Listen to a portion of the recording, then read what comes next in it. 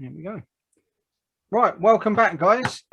Today we've got a special guest. We've got an interview with Jonathan Douglas, former Blackburn Rovers, Leeds United, Swindon Town, Brentford, Ipswich, and Republic of Ireland. And so thanks for joining us, Jonathan. It's brilliant to have you, mate. Especially as an ex-Leeds player for a Leeds fan. This is as good as it gets, mate. No, but it's a pleasure, lads. Just appreciate you asking me on. So I'm looking forward to it. Top man, lovely stuff. First things first, I'll just do a few little quick fire questions just to sort of get to know you better. Yeah. Who was your childhood hero?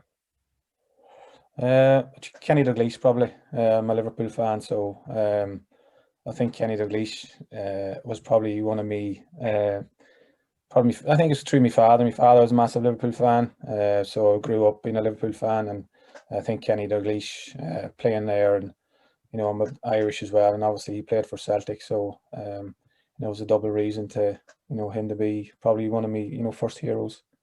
Brilliant. You've cheered both of these boys up already. We've got Greg's a Liverpool fan, and Matty's like half Scottish, so he's Scottish team Celtic. So yeah, we're all happy now. I think. Loving that, Johnny. Loving that, mate. On to a winner. Yeah. What's your worst habit? If you spoke to the missus, it's probably. So we'll have to ask her. probably letting the odd trump out every now and again, which can't be helped. So I'd say that. Yeah. Well, we all do it, Johnny. Oh, we do. Yeah. If you spoke to the lads, as well, my ex teammates, and they'd probably say the same. As some of them would be, horrendous coming home on the bus and stuff. So I'd say dropping the odd fart every now and again. Nothing wrong with that, mate. What's your biggest fear? Hate rats. Don't like rats. That's probably, you watch The Jungle and all that there, and it could do basically everything, but stick me in a box with rats, that's no chance. The next one, you putting your name forward, John? No chance. We'll get you involved on that. No chance. The next one was going to be which team do you support, but you've already answered that. So Liverpool fan. Yeah, through my father and that. So and my brothers as well. My sister sports Liverpool. So yeah, it was natural transition to supporting them, I suppose. We've probably timed this interview wrong then, being a Liverpool fan, haven't we? No, you mate. We're on the turn, mate. We're on the turn. Yeah. we've had our dip. We're all right now. Hopefully. And next one, Marmite. Love or hate? Hate. Oh. I'm with you. Not with you there, Johnny. Sorry. Yes. Love a bit of Marmite. Yeah, same here. Adore it. No, Jesus, no. Seen the new one, Matty? They got a chili one. Chili Marmite. Now you're taking it too far. Like different level, mate. All right, chili. Right. So first things first, mate. You obviously, with Ireland under 16s winning the Euros in '98. That must have been a bit special. Yeah, it was. It was amazing. Just to be, play for your country. It doesn't matter what age level. Is special. Come from probably a little town in Ireland called Clonus, which would be more Gaelic orientated than soccer. So the first of all to represent your country is great, but to win a major medal like that, it's we're still pretty close, all the lads in that under 16s. We have a WhatsApp group going, so 20 odd years down the line we're still in contact with one another. With Brian Care's on it as well, so obviously all of us went our different paths and had our different careers, and so it's still great to keep in contact with them, and as you say, it was an unbelievable achievement. That's brilliant, mate. Yeah, it's great you'll keep in touch still as well. It is, yeah. It's, as you say, like it's we still probably played against one another 17, 18s level, a couple of lads with Forest and teams like that, so it was great to cross paths with them, but it's just great, like as you say, we are still in contact with one another, and that's the beauty of WhatsApp and social media, I suppose. That's true, mate. Go on, Greg. You got a question? Yeah, mate? No, I just wanted to ask on that, like the players that was in that team with you. Like you had John O'Shea and Andy Reid and Liam Miller. Obviously, God bless his soul. I just wanted to ask what they were like. Obviously, we know the careers they had going to obviously O'Shea to United, and Andy Reid made it and played like a lot of international football. Good player. Just wanted to know what they were like, sort of did you know back then that they, you know, along with yourself, obviously, that you were going to, all of you were going to go? Because obviously not everyone was going to make it or whatnot. But yeah, I suppose I was probably the last one to get into the squad. I got in by chance. I think Brian Kerr came and watched the Monaghan United game when I was playing, and must have did pretty well. So, you know, I got a bit, you know, it's like everything, it's a bit of luck as well. There was a lad that got injured, and I got called up instead of him. So, you know, I was thankful and grateful for Brian Kerr first of all. But as you say, like John O'Shea, you could tell straight away that you know, he was going to be something special. He had the height, you know, he had basically everything for a centre half. And then we had, as you read, you know, a little bit of flair that you need in a team. And we'd a guy up front called Dave McMahon, who was at Newcastle United at the time, and he was basically the lad that was scoring the goals. So yeah, we had a good team, but on the field as well as off it as well, I think. But that's, you know, through Brian Kerr and Noel O'Reilly as well. You know, God rest him as well. You know, he passed away a few years ago, but I think without those, that manager and you know, Noel as well, you know, we probably wouldn't have got as where we were. But as you say, we had a good team, and it was a good bunch of lads, and, you know, as I say, we're still in contact with one another. yeah, That's class. Unbelievable fact as well. Obviously, like to go and do that. We saw Terry sent me the video. I was just watching that, and the free kick was a hell of a free kick in the final as well. Yeah, it was. Yeah, I think, was that Keith Foy scored that, was it? I don't know who scored it. I literally watched the video and I was like, that's a bit of a corker, especially Because the commentary's in Italian, isn't it? It doesn't. Oh, really? Yeah. I think it was Keith Foy. I'm not 100%, but I know Dave McMahon scored. I think he scored the winner for us. But we Jim Goodwin there as well, centre half, who's a manager now at St Mirren. So, you know, he's doing very well up in Scotland. So we've still got, you know, from that team, we've still got lads that are still involved. John O'Shea is a coach at Reading now. Andy Reid's under 23s or under 18 coach at Nottingham Forest. So, you know, still lads doing very well in the game. That's quality. And then obviously you move over from Ireland to Blackburn Rovers. But before that, Matty was interested because he found out that you went on trial to Celtic. Yeah. So yeah, over to you, Matty. Has you got any questions about that, mate? Yeah, I just wanted to know basically how that came about, what happened, how long was the trial, who was there when you were there, sort of when you went there, first of all. It was just a stroke of luck, really. I was playing for Monaghan, and you know, schoolboys. It must have been about 15 or something. No, we been probably 14. Must have done quite well. And the Celtic scout was there, and but they were there to look at a lad that played with me, centre half, but I was playing centre midfield, and they asked me over. So you tend to go over, you know, on holidays, you know, Easter, Halloween, Christmas, maybe a week before Christmas, and you just spend a week over there, you know, training with, you know, the other young lads that are trying to, you know, get scholars basically. Yeah. So yeah, when I first went over, it was probably the first team would have been, you know, DeCanio would have been in the first team at Celtic at the time.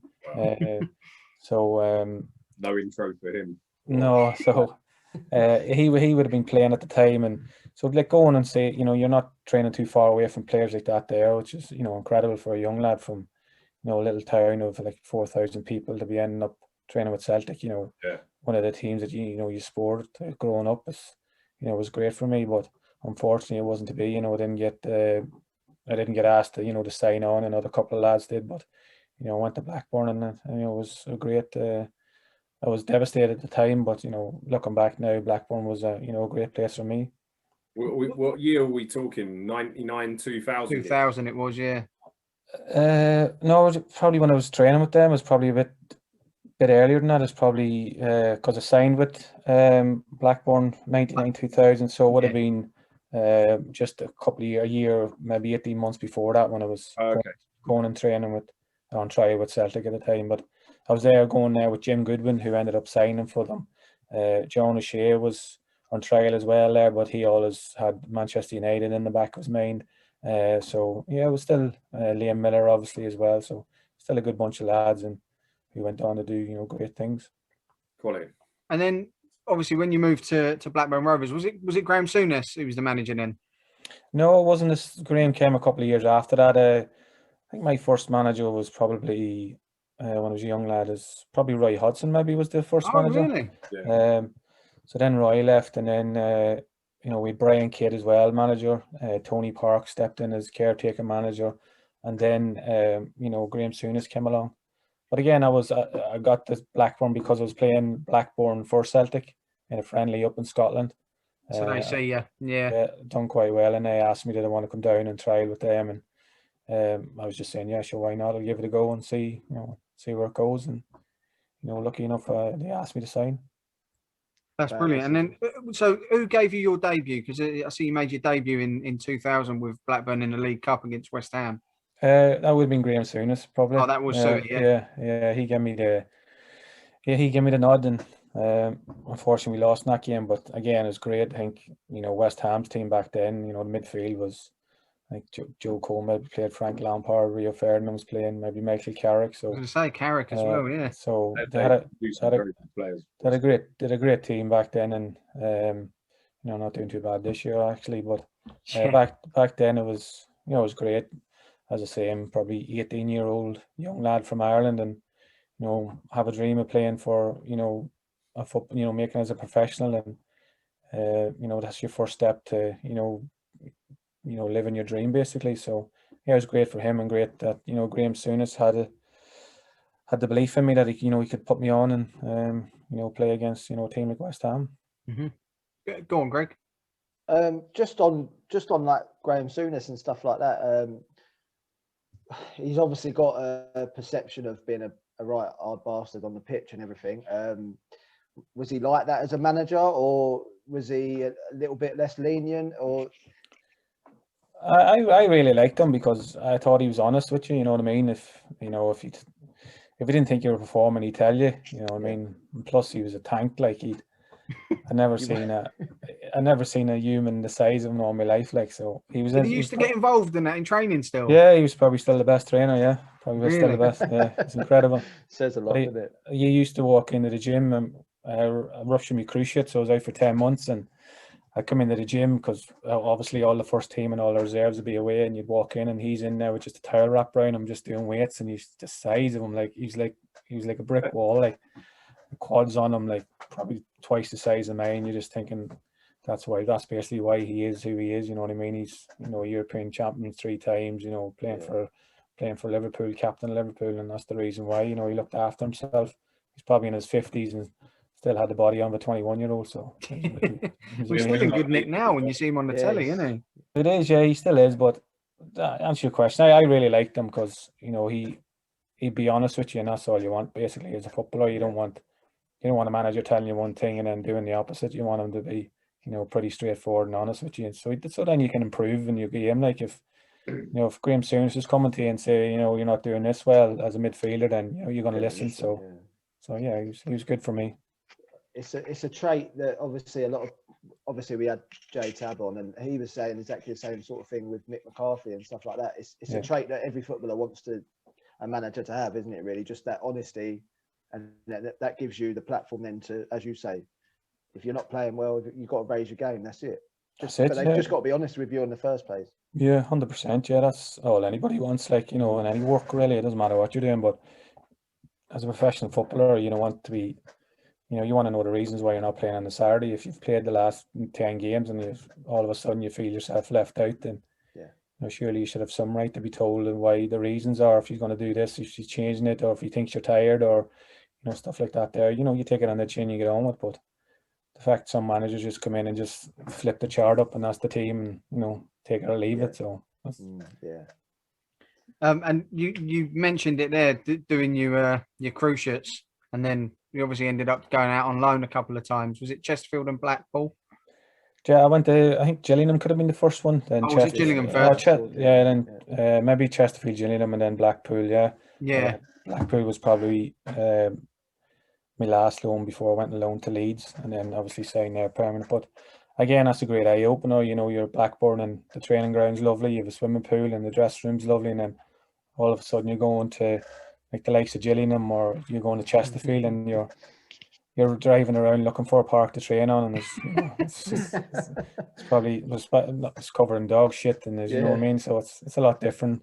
So you do get your eyes open, and you soon learn that what you need to do to try and make it as basically go as far as you can, like, you know what I mean, what your ability takes you. But I really enjoyed it. I really loved it. You know, playing under it, especially at Gillingham. Stan Turnant was the manager, and Oh God, Oh, wow. so I've heard about Stan.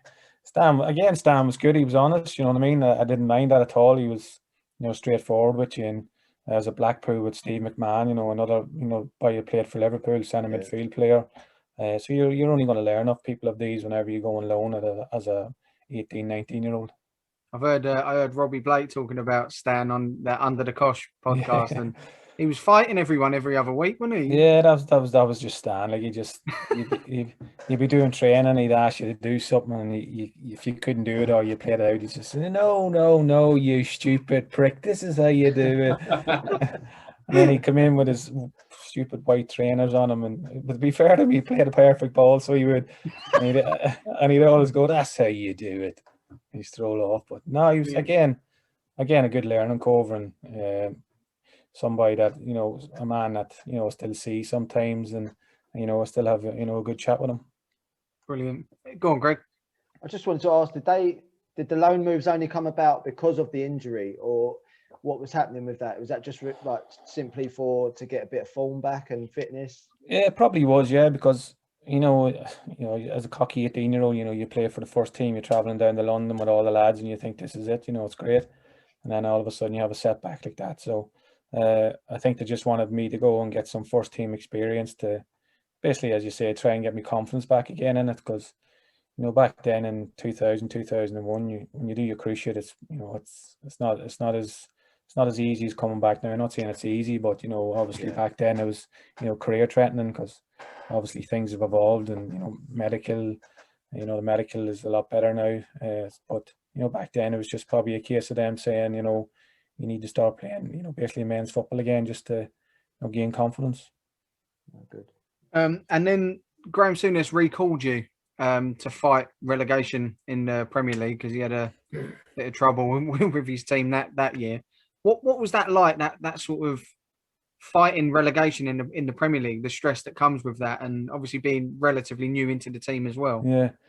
And plus he played me left wing. Did he really? Yeah. Yeah, you must have seen me play. I never used my left foot in my life. So going in there was just a case, as you say, it was trying to be, I think, basically trying to be hard to beat. If you nick the odd goal, and hopefully you win 1-0 and get points and get draws. And I was lucky enough that when I did go in, we, you know, started picking up a few wins. Like, you know, I think we beat United at home, and we went in a bit of a run. We beat Fulham away, and so it was great for me. You know, again, you're playing with, you know, left back that time was Mickey Gray, who's, you know, probably going into he's probably an England international back then. So, you know, to have somebody like him behind you, or, you know, you've Andy Cole and Dwight York, or you've two guys beside you. So, you know, having boys like that there around you makes it a whole lot easier than, you know, if they weren't there. So for me, I enjoyed it. I loved every minute of it. Gary Flitcroft, unbelievable captain. You know, Craig Short, centre half, who's a, you know, a monster, and beast. A lad who I, you know, look up to even now. Like, you know, I thought he was amazing for all the young lads, just his attitude and how he went about, you know, training and working every day. He was flat to the mat every day, I think. So, you know, I learned a lot of him. So playing in the first team back then was easy, playing with those boys. Three of the players you mentioned there, actually, I was going to bring up, which was Andy Cole, Dwight York, and Tugai. Like, for me, Tugai was one of the most talented players I've seen. I thought he was absolutely majestic. Yeah. What was he like, even in training? Like, was he just next level? Next level. He never tied his boots in training. Always had them open. Couldn't get near him. Probably smoked. We used to travel in behind him, mate, because I lived in Manchester time, and me and Mickey used to travel in together. And he's from Manchester, and sometimes you're coming into the park, and there's parking space, and he just opened the door, and it's just like big puffs of smoke. He must have about 40 cigarettes on the way in, but then you couldn't get near him in training. He was just incredible, like, and he's probably the best player I've ever played with. So really, I just thought he was amazing, like. And we play 11v11 on a Thursday. The lads that are playing against, you know, the boys that aren't involved, and, you know, more or less he wasn't playing. You know, that Robbie Savage, I think David Dunn at the time, and two guys just used to say to me, "Just give me the ball, just give me the ball." But I was saying, what if there's a bit too? Just give me the ball. That's all he just used to do. That's class. That's who you want to play with, isn't it? You just go, Oh. yeah, fine, yeah. Couldn't get near him. I thought he's incredible. I'm surprised like it didn't happen for him at Rangers, because the Scottish League, a player with his talent should be destroying a league like that. Obviously they just play against Celtic basically, and that's more or less it. But I just think that no comment. They're not even playing against them this year, are they? No comment. We're not talking about that on this. That's another matter, mate. Liverpool boys doing a fucking good job up there, mate. That one, so we'll just moving quickly on. Go on, Greg. Just going back to that, obviously you've mentioned some players there, some unbelievable players, like your likes of. I read Mark Hughes was there when you was there. Mark Hughes was there, yeah, and then Damien Duff Jason McAteer, yeah. Keith Gillespie. Oh, he was good, mate. Yeah. Henningberg. Like some of these names I'm reeling off. It's just like Marcus Babbel came on loan. Yeah. When he was at Blackburn. They had a Brett good Emerton. side then, didn't they? Barry Ferguson, Pedersen. I wanted to ask you about Morton Gans Pedersen. What a left foot, mate. What was his left foot saying? Was it literally just a rocket? I'll tell you something now. He was right. Actually, when he was growing up, he was right-footed. What? That's what he says. Well, and I think he got an injury in his right foot when he was growing up, and he started practicing his left. That's what he told me. Whether he's fully shitting it, because his right foot was just as good as his left foot. Wow. Yeah. Bloody hell. Well, practice makes perfect then, doesn't it? Because that left foot was something else, mate. Unbelievable. I got in front of one of his shots in training, and Jesus. Not in the wrong place again. Oh, Jesus! I thought I broke all my ribs. He was a brilliant player. Yeah. There was one player that I've on the whole list of the players that you sort of. I mean, there was a couple more that Bellamy, David Bentley, and Dominic Matteo is another one. But Legend. this name that I'm just about to say now, he only played 3 games, but Yuri Djorkaeff. Yeah, he was brilliant. Training. Wow. I was going to say, how long was he there? I know it says he only played 3 games, but how long did you get to witness it? Not long enough, to be honest. He was brilliant, so he was. You could tell as soon as he come in, like, and he was similar to Tugay. He just made everything look so easy. Because this was after Bolton, wasn't it? Yeah, as well. So he was like near the end as well. This is what I was. So he's near the end. He was still. You could still tell, like, obviously, he just football came easy to him. The likes of him and same as Duffer. Like Duffer went through a spell. I think around 2002 World Cup. I thought he was incredible. Like, thought he was one of the best players in the tournament. So, yeah, as you say, you've just reeled out some names there. Mate, yeah, it's unreal. Some of the players you played with, like, and that's just at the one club. You know what I mean? That's and that's early in your career as well. As a 21-year-old, and you're playing with them boys, you can only learn off them. Like, not just on the field, but off it is the way they look after themselves. You mentioned Morton there. Morton be, full time working on stuff, set pieces and stuff like that there in the gym. Duffer would be the same. Craig Shaw we mentioned. Even you can follow Tugay into the car park then. Right? Oh, mate. Become a change No, you never see Tugay in the gym. That's one thing. But what he could do on the field, basically who cares what he does in the gym. But that's funny, because he was a very tenacious sort of player. You would have thought he would have been in the gym. Strong as an ox and all. Yeah. No, but I think his wife's his wife at the time was she was a basketball player in Turkey. Like, she was probably more famous than him in Turkey. Like, so she was. Wow. Really? Yeah. Didn't know that. Yeah. So Tugay was probably 5'7" and she was probably 6'2". Like, so. But incredible player. Yeah, he was a talent. So Mark Hughes, he was playing with you and then he took over from Souness, did he? Was that weird, like having a manager who you've been playing with? It was weird because I don't think he got the balance quite right with being one of the lads and speaking to lads, and then all of a sudden you become the manager. And I still think there's a way you can go about it, and I just don't think that he was probably his first job, so it was new to him as well. Like, so it was probably difficult for him, but as you say, he was an incredible player, and if we're talking about training. If you came and watched him training, you'd think, who the hell is that? He was the worst trainer I've ever seen in my life. Never seen Really? anybody. Oh, he just wanted to. That surprises me. He just wanted to do volleys. That's all he wanted. Volleys, yeah. So, but as a man, but if you go on the pitch and do the business, then yeah. But then he played centre midfield in the League Cup final against Spurs and was man of the match. So at whatever age he was back then, like so, yeah. you know, talk about people that can't have a switch where go from training to matches. He's definitely had one of them. So, yeah, but it was strange. I'm sure he found it strange as well, going from a player to a manager. But I just think that me personally, I just think that he just didn't quite have it right. Yeah, it must be like awkward for him as well, really, wasn't it? Yeah, probably. Yeah, it was probably his first job. So, and he's following soon as who done pretty okay. Won the cup for Blackburn. He went to Newcastle then. So, yeah, it was probably big shoes to fill as well. Yeah. And then comes the most important thing. You went on loan to Leeds United. I did, yeah. Correct. We put ourselves on mute for this. Yeah, I was just say, shut up now. This is the Terry show now. I pre-warned him about the fanboy coming out when he talks to me. What was that like? Because obviously you joined us when we'd just been relegated from the Premier League. So the club obviously weren't in the best shape off the field as well as on. Did that come across when you joined? Was it sort of a weird atmosphere around the place? Not really, because it still had unbelievable characters there. Gary Kelly and Paul Butler was there. David Healy was there. Players like that. So for me, it was. Oh, he's off. He wasn't joking when he said it. He wasn't joking. Leeds, Matt, he's gone.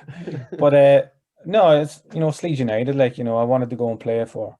I wanted to basically go and play, first team football for. And you can turn down somebody like Leeds United to go on loan for a season, and it was a great experience for me that first year. Unfortunately, we came up short in the playoff final. Watford.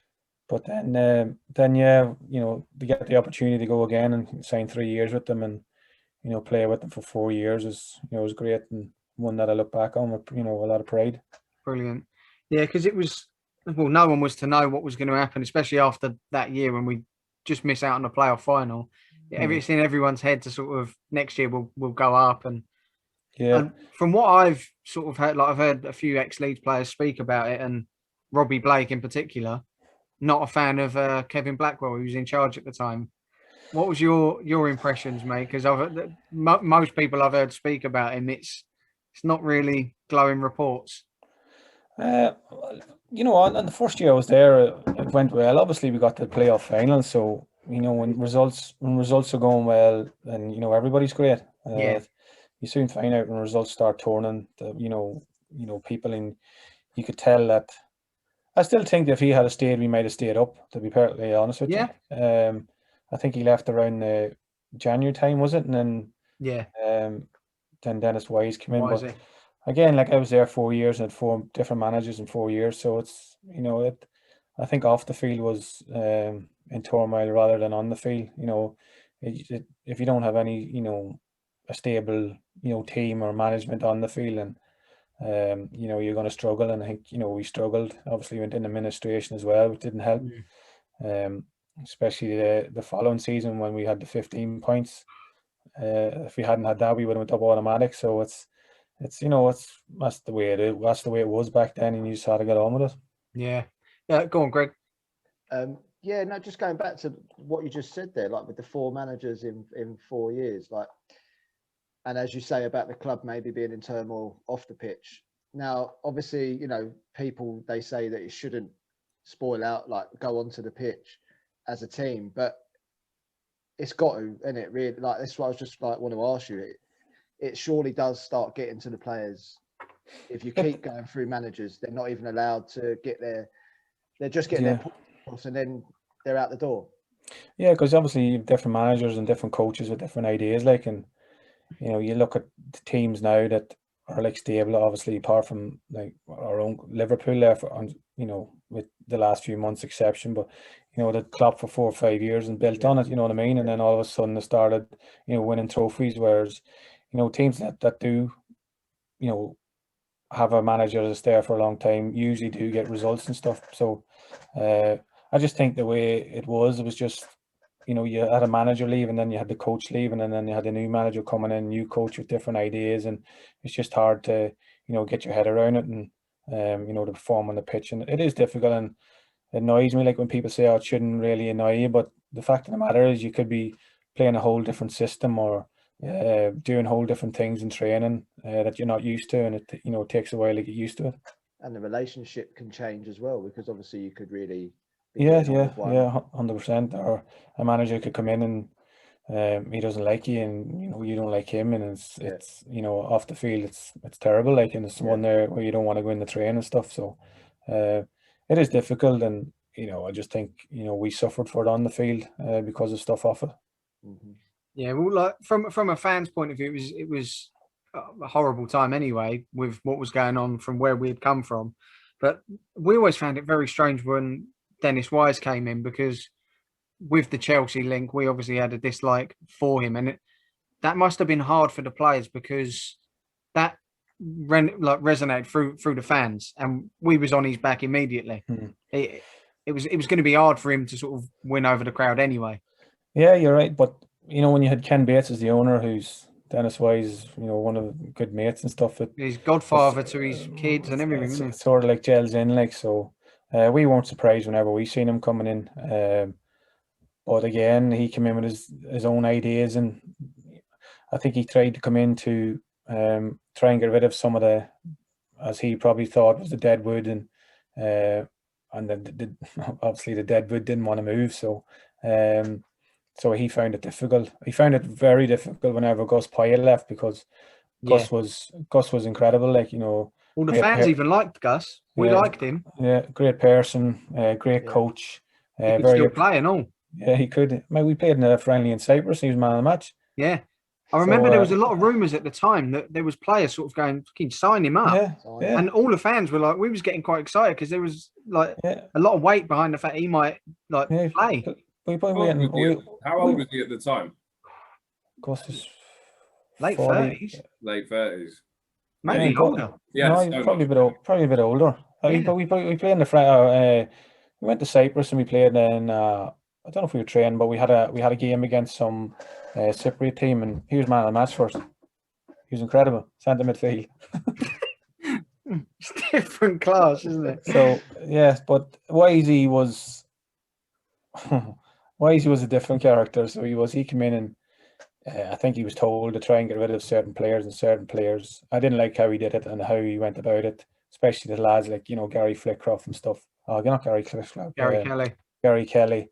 He was trying to get a rise out of him, wasn't he? Yeah, he was nasty with him, and I love Kells, like, you know what I mean. So I wouldn't stand for any of that, especially against him. And I don't think the Leeds fans would either. And if they got wind of that, then, you know, it probably didn't help him. So yeah, it wasn't surprising that he didn't last too long.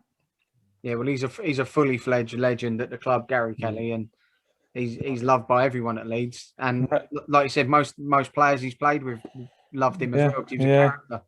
He was brilliant. Like, even for the young lads there, like we had a couple of young Irish lads, a few years younger than me, and they were renting an apartment in Leeds. And Kells, I think after a night out, you know, Kells went back to the apartment with the lads. There's a few of them out, you know, having a few drinks and stuff, and told the young lads like they weren't living there anymore. And the young boys were saying, "What are you talking about? It's just all we can afford." And on Monday morning, Kells went in and got them and said, "Right, come on, we're going to the estate agents." And the two young boys were saying, "We can't afford anything around here." I mean, and Kells went in the estate agents, goes to him, pick apartment. Says, "You're not living in town, you're living closer to the training ground, just to make sure, you know, you're always on time, you're not messing about. Give yourself the best chance." And the two young lads picked an apartment. He said, "All right then." He said, "I'll pay your rent for a year. This is where you're staying." What a man. Incredible. That's unbelievable. That just doesn't happen. Do you know what I mean? What? That's different class. That's made me love him even more. I didn't think it was possible. Yeah, no, he was brilliant on the field and brilliant off it. So he was a real character and that. And again, looking back on it, you know, privilege to play with somebody like him. Yeah. Would he have been skipper then as well? He was skipper, or? No, Paul Butler, I think, was skipper at that time. Paul Butler was, yeah. So now we had a good group, good Wisey wouldn't have proper- had Kells as captain, no chance. No, I know. No. Yeah, I know. Obviously, you were saying about the problems they had, but was he not a club captain or anything beforehand? He could have been on the Blackwell, I think. I'm not too sure, but But then as soon as Wisey come in, that was yeah, gone. that was Kevin Nichols became became captain then, and those two fell out I for. was going to say, I wanted to ask about that because that was a really weird situation with Kevin Nichols because he was a decent player. Was it Yeah, Luton yeah. he come from? Yeah, signing from Luton, then he went to Preston. He was I only don't- with us 5 minutes. Yeah, he was captain. Then those two fell out, and then again it was just one of those things where Wisey, decided that he didn't like someone, he wanted them out, and the two of them fought like cats and dogs, and then that was it. Because I think he made up a few rumours about him as well, leaking the squad to a team and I don't things know like about that. I don't know about that, but no, Nico wouldn't have been doing anything like that. He's a good pro, and he was a good lad as well. So he was. yeah. And obviously there was a few young lads that come through at the time, the likes of Fabian Delph, Danny Rose. Yeah, How good were they at such a young age? unbelievable. I almost wanted to retire when they came in because they were two. Rose, I think Danny Rose, the two of them were centre midfielders at the time. Even I think Danny Rose could have been even a number 10 at the time, and Really? you're playing 11v11 or you're playing like 5-a-side or whatever. The young boys that join in, you just think these boys are on a different level than you. Like, you know what I mean? You got to watch yourself here. You got to do a bit extra. These boys will be stamping Wow. all over you. I was buzzing whenever Rosie went to Spurs, to be honest. Yeah, because he went quite. I don't think he ever even made a first team appearance for. No, there was I think 3 young lads at the time went to Yeah, there was Tom Tawo and Michael young Woods. Woods. Yeah, I think Woods is still playing in the conference somewhere, but again, 2 Chelsea young lads. pinched them, didn't they? Yeah, yeah, and he didn't obviously go on to play at the heights where he probably should have. But yeah, Fab and Danny Rose are just. Fab was unbelievable. Unbelievable. Remember the goal he scored against Brighton away at Brighton? Oh, ran the length of the field and put it top bins. I was just standing back, just watching him, just going ahead. You keep going. Nobody's going to get you. And he was just unbelievable. I love the tackle as well. Yeah. Lovely lad off the field. Great pro. And it's no surprise that he's, Premier League champion and, an England international. Yeah, he had it all. We could all see, even as fans, sort of immediately it was like, bloody hell, who is this kid? Yeah. We need to keep him at all costs. Because he was great. It was great that we did hold on to him, you know what I mean? And yeah. He did, start at Leeds and, do well for Leeds and then went on. But, it's a credit to him that he, wanted to stay and play for Leeds, to be honest. We even had him back a few seasons later when he had an injury and he come back on loan. I can't remember if it was at Villa, when he was at Villa or at City, but we had him for another season and he was even good then. Yeah, he's a very good player. Still is a good player, you know what I mean? Yeah. You don't play in the Premier League for the amount of time he's played if you're not a good player. So of course, yeah. Again, it's it's great to see because I like good lads doing well, and he's definitely a good lad.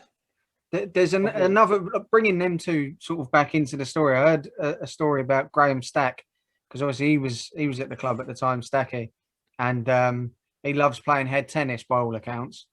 And he used to challenge the likes of Fab and Rosie when they were young kids to head tennis, and he'd put wagers on it, things like they would have to wash his car and things like that. Yeah. And I heard him sort of say they were the ones that he couldn't beat. He'd beat everyone at head tennis apart from these young kids. Stacky was good. I was going to say, what was Stacky like as a character? Because he seems a right good laugh. He's a very good lad. Like, so he was unbelievable off the field as well. One of those lads that if there's ever a night out, he'd be he's definitely number 1 on the list. But again, probably didn't play as many games as he probably would have liked it at Leeds at the time. Sully, again, again, I think Wisey could have brought him in. Them two are good pals. So it was he was a good lad. But a head tennis, he was very, very good. Did he play at Hibs for a bit? Yes. Yeah. He's a goalkeeper coach now at Watford. That's right. Yeah. Played for quite a few clubs, didn't he? Yeah. Mm-hmm. He took over.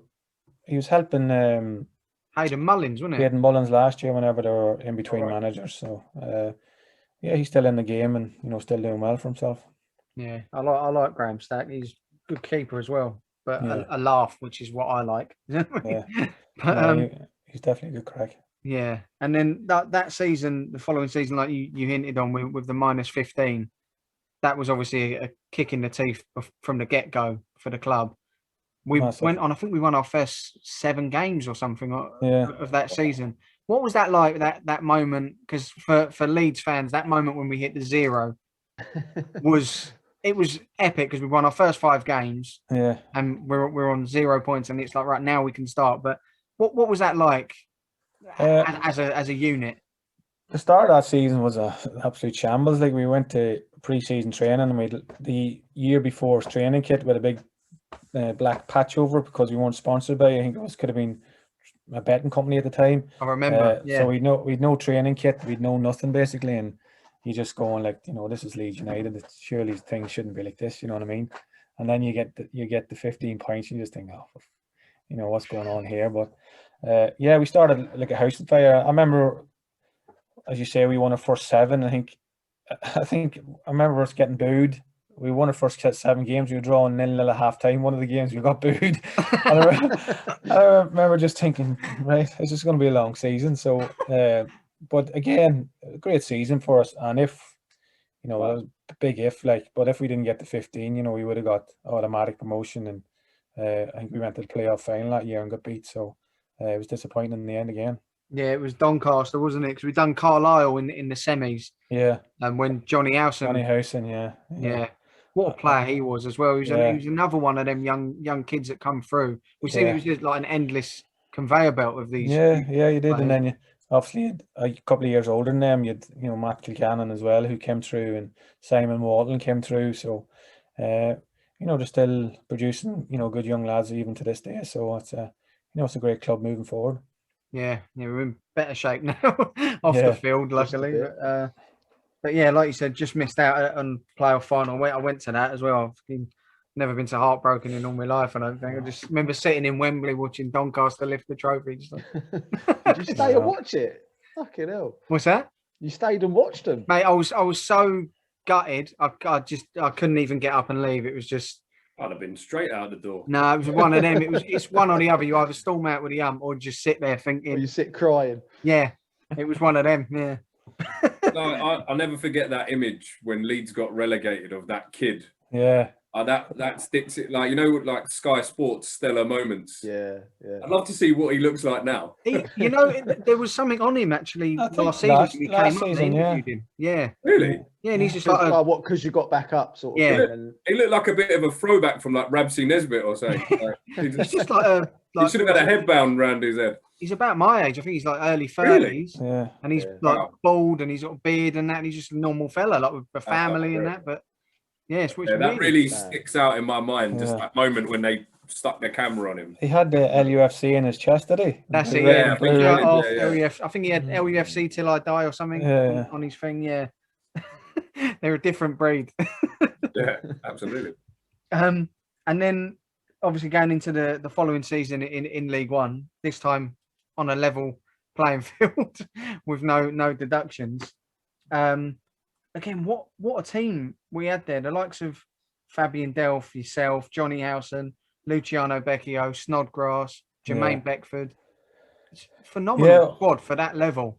We did, but again, it was just, obviously Wise, I think, left, and Gary McAllister came in. So again, it's another upheaval of, instead of like just keeping the core of the squad and maybe adding a few more bodies to it and, go again without the 15. But again, I think we started okay, I think, that year, and then it was the Histon game, wasn't it? That it all sort of went downhill in the FA Cup. Did Fab lead that season as well, did he? I think he might have actually. He left in the January as well, which he was probably your best player that season. Again, it was just bad luck, really. I think I think the semi-final Millwall beat us, was it that year? That's right. Yeah, that Jimmy Abdu, wasn't it? It was followed. Yeah. So it was Ben Parker ran the length of the field, and he still talks about it every day now. When he put a cross in for Becchio to put us 1-0 up. What a noise, by the way. That's still the best I've ever had in football. What, that noise? That noise. That's probably the only noise I really, really look back on, and I can, picture that noise. Really? Just think, Jesus Christ. Well, they opened the top, didn't they? What's that? Sorry. They opened the top bit of the. Yeah, they opened the top tier for that. Yeah. So that was the loudest I've ever heard, you know, a football game. It's still sort of spoken about fondly at Ellen Road now. There was 2 moments, which was that, and then a couple of seasons later with the Bristol Rovers game where Beckford scored, Yeah, and we ended up going up that day. yeah. But they're the 2 sort of moments where the fans were sort of like, even being in there, it's like, fucking hell, that is loud. Yeah, I remember that game, and I remember that atmosphere when Beck scored. I just think, Jesus, unbelievable. Ridiculous. Unbelievable. Yeah, they can. That stadium as well, it's got something about it where it can generate a noise once the crowd get going. It's just probably because that top tier never opened until that game. I think that was the only one where, you know, I think it opened that season anyway. So it was a great atmosphere, and you know, again, Millwall were the yeah. So every fucking time, wasn't it? Yeah. Tell me about it. Go on, Greg. Just on going on to Jermaine Beckford. Obviously, having come from lower leagues and that, when he stepped in, did you just know that he was good enough for the level and that he was probably going to go beyond as well? They loaned him out at first, didn't they? Yeah, no, I didn't. To be honest with you, I didn't think, because I knew he had a bit of something. You know, he was quick. You know what I mean? And if you have a bit of pace up front, then you know it's an added bonus to you. And we knew that he was quick. It was just whether or not he was going to like score goals at that level.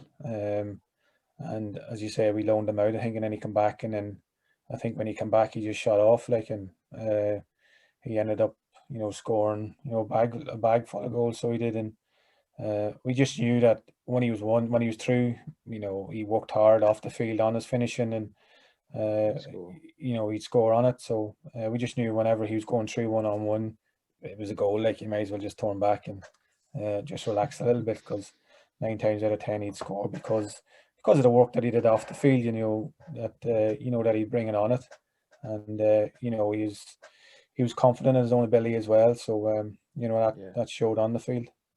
He had a brilliant foil to him as well in Becchio. They were such a phenomenal partnership. Like I think them two, if they'd stayed together, they could have played at any level as a partnership. Yeah, 100%. Yeah, great. He was a great signing. So he did when he came in. He's a battering ram, but he just never seen a centre forward get, you know, battered in all my life. But he just bounced back up, and you know, he loved it. Like, so he did, and he scored some important goals as well. But as you say, the 2 of them together were great. So they were. So it's a great foil as a midfielder that you'd 2 boys up front that, you know, one can, if you want to go in behind, Bex is there. If you want somebody to hold it up, you know, Luciano's there. So yeah, they're a great partnership. No, how about his punditry nowadays? Much cop on that, or? I love it. He's so Leeds biased. Yeah, but it's all new, isn't it, as well? You know what I mean? You can't knock him for trying it, and he's. You know, it's a new face. It is new face as well. And that new faces are coming through. Definitely, and a young lad who's, you know, started in non-league, as you say, and went right through to the Premier League. So he's got great experience, and he's got great knowledge in the game. So yeah, he's good. He can only get better, like, the more he does it. But I enjoy listening to him. Yeah, he seems a good lad as well, Jermaine Beckford. Like, we got him from Wealdstone, and it was like no one had heard of him. Remember when we signed him? It was like pre-Raider. Yeah, pre-Wealdstone Raider. Yeah. But he done pretty well for us.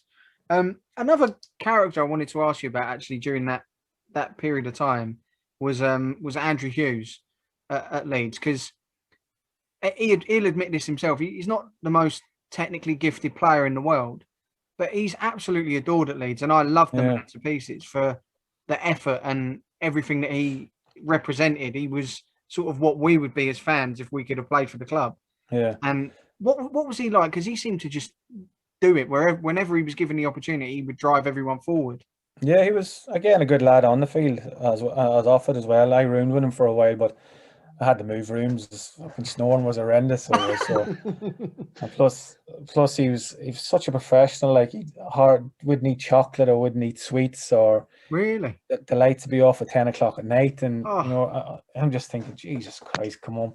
So yeah, I basically had to fuck him off for somebody else. Who did you get after him? I think I went with Dave Lucas, I think, after him. Oh yeah, the keeper.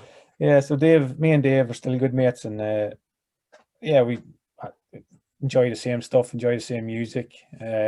We don't mind the odd bar of chocolate, probably, as you can tell. But no, it was good. It was good. Hughesy was just the ultimate professional. Like, his training was like game days. He'd just be flat out. Like, he wouldn't take a day off. He'd just keep going. And as you say, he had a good career himself. Like, you know what I mean. So, and I think he's coaching somewhere. He could be Sheffield United or somewhere now. So I'm not. I think Not too the sure. last I saw, he was at Sheffield Wednesday, but I think when Gary Oh, Monk is it? got the tin tack, he left as Right. well. So yeah, hopefully he gets back in, because again, he studied very hard as well for all his courses and stuff as well. So it's good to see him doing well. To this day. Yeah, no, I love Hughesy. He's someone I'd like him to come back to Leeds as a coach in some capacity. I think it'd be brilliant because the fans would love it. Yeah, I think that'd be his dream. Like, Yeah. he lives in Harrogate, so it wouldn't be too far away. So no doubt he's trying to get his foot in through the door there in some capacity or one another. So, but again, it'd be great. It'd be great for the club, and as you say, great for the fans, because I think they did love him there as well. He'll have to get himself down to Costa when they're all allowed back in, because that's where Bielsa gets, so he can go and sit next to him. And Where's that, in Wetherby? yeah, Yeah, Wetherby. Yeah. So yeah, in Wetherby, yeah, and he'll tap him up and see what he can get, I suppose. But then obviously that was your last season following that, like at Leeds, following that Millwall playoff loss. Then you ended up joining Swindon Town. yeah, I went to. Yeah, sorry, go on, mate. No, yeah, obviously left Leeds then. Obviously didn't want to leave Leeds. Thought that I had another few years of me left there. So yes, Simon Grayson came in at the time as manager. I was going to say, was it Grace? Yeah. Yeah, so it's a funny one because Laurie, you call him Laurie. So Simon Grayson came in, and I was thinking I loved it because I'd played with him at Blackburn. I ruined when I went. I ruined when I went to Blackpool on loan. So I thought, happy days here. I'm set for a few more years. But yeah, so I went in to see him at the end of the season, and everything was getting agreed and sorted, and I wanted to stay. And he said that he wanted me to stay in their last meeting. So I said, "Oh, brilliant! I'm looking forward to coming back."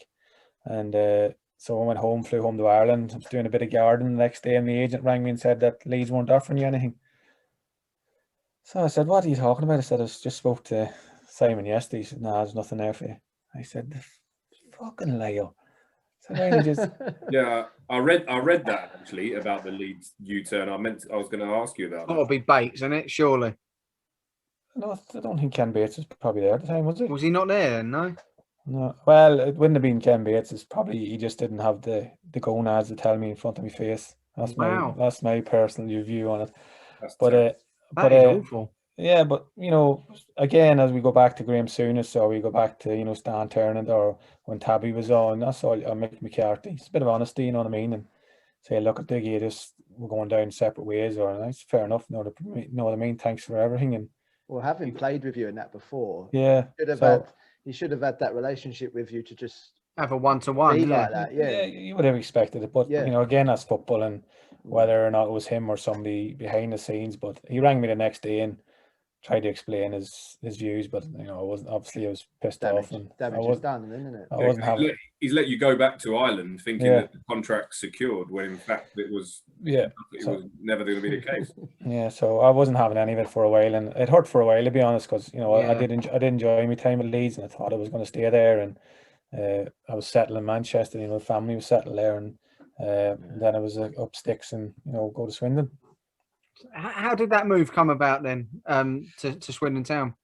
I don't know. I think Danny Wilson was at manager at the time, and he got in contact with my agent, and they was in the same league, weren't they? Yeah, and they done quite well the same year, and I liked whenever I played down there. I quite liked the stadium was quite nice, and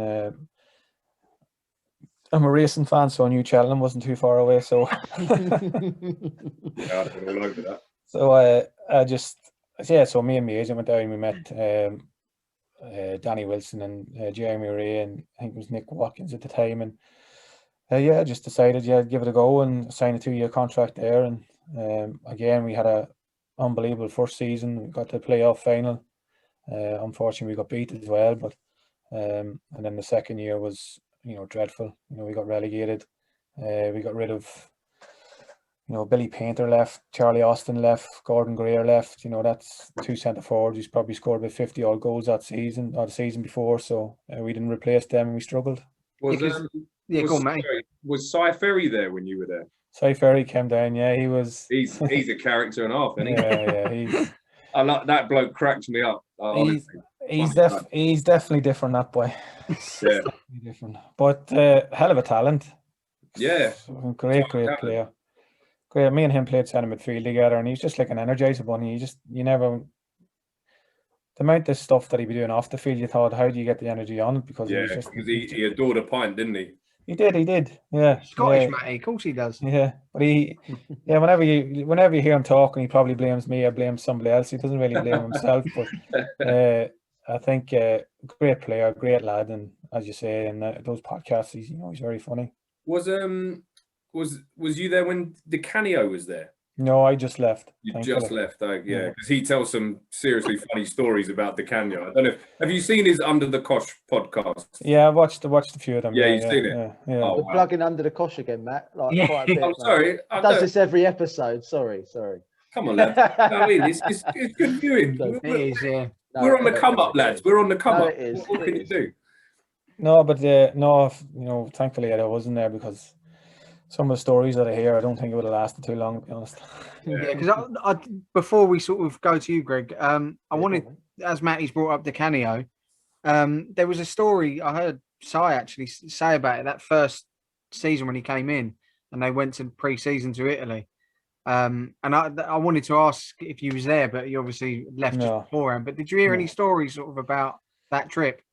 Yeah, I just heard that it was just horrendous. Like the training was horrendous, and like I could have been there with them. You know what I mean? They had a year option on me, and they let the date pass, and then that freed me up to go and sign for somebody else.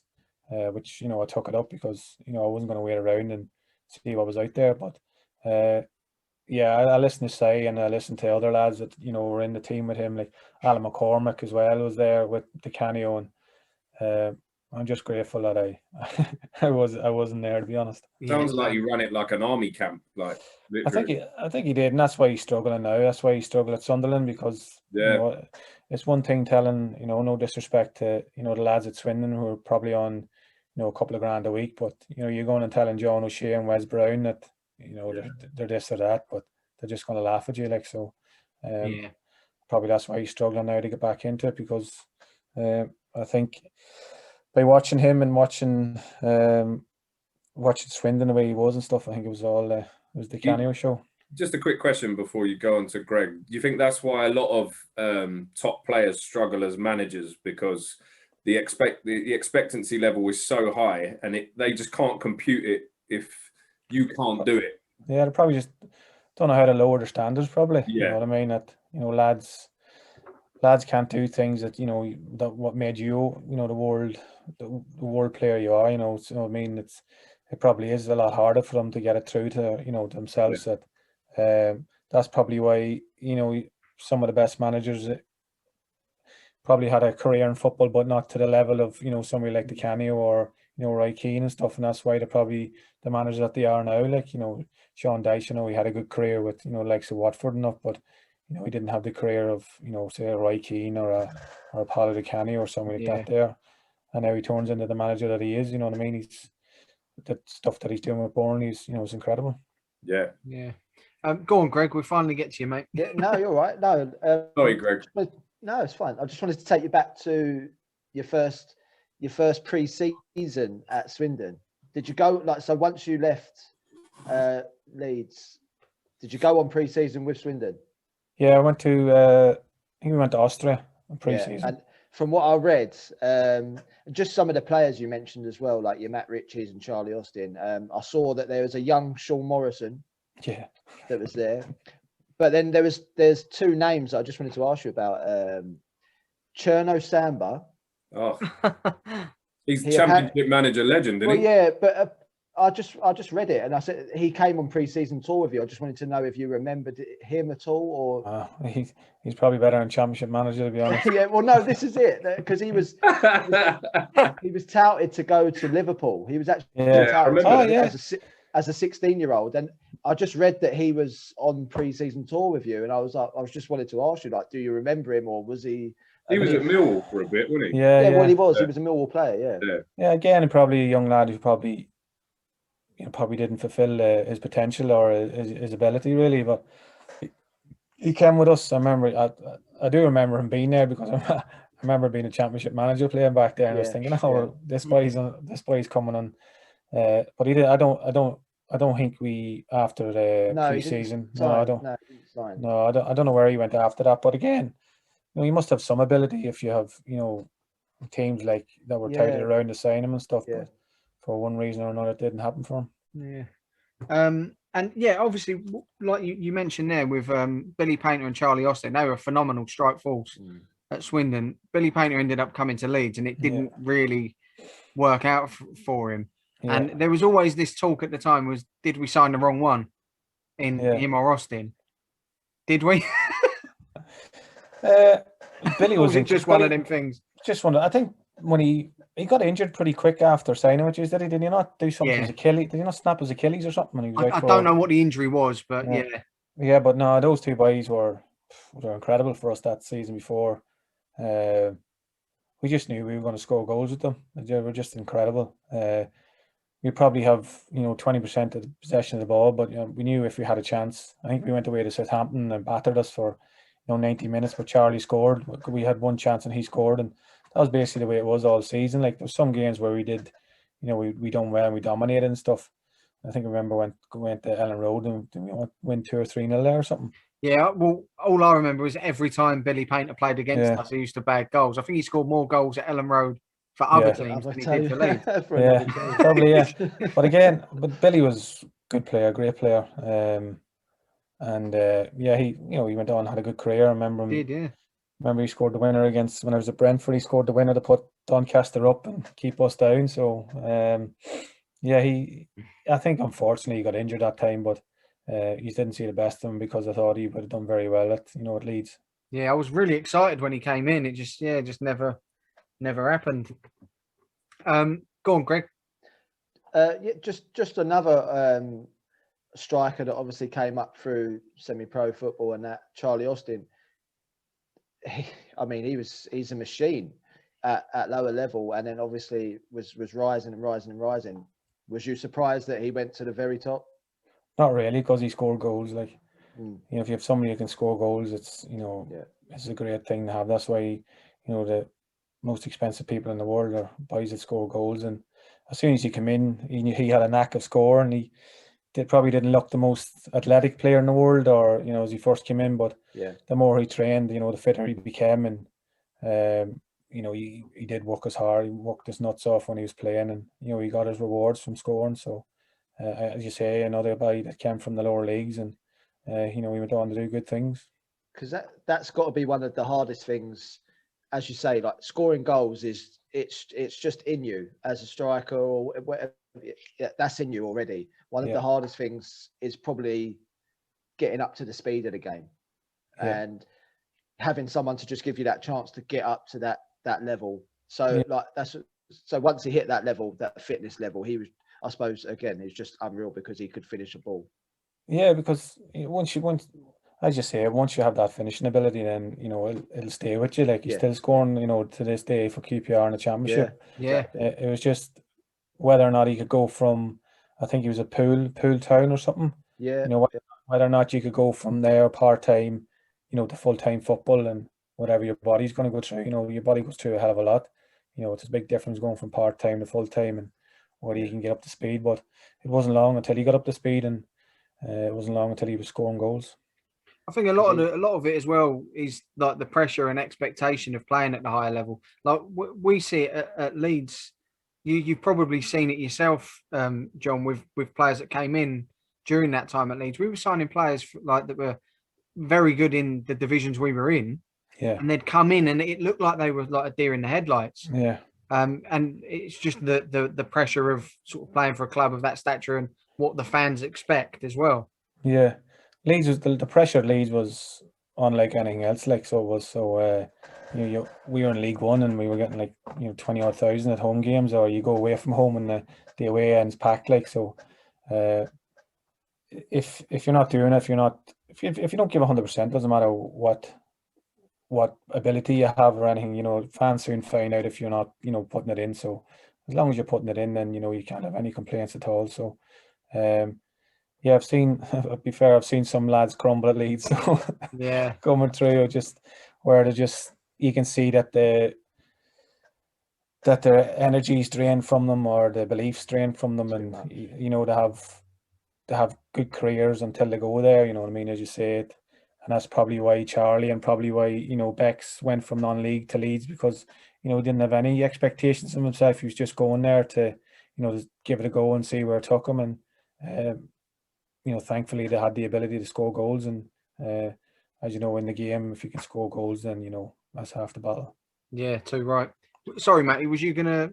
Yeah, I was just quickly going to ask about Charlie Austin, because he must have had some mental strength to make that jump from sort of non-league football and to go through it so fast. Because I'm sure I read somewhere that wasn't he a builder or painter and decorator till he was about 25.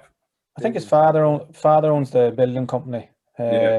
So he was a pool, and then I think he had a trial with Bournemouth, I think it was, and then we took him on trial with us, and then we signed him, and then as you say, like from going from League One with Swindon to playing in the Premier League is a hell of a jump. That's unbelievable. Yeah. And not just go there, but score goals there as well against some of the best. He done well. Yeah, he did very well. Some of the best defenders in the world, like so.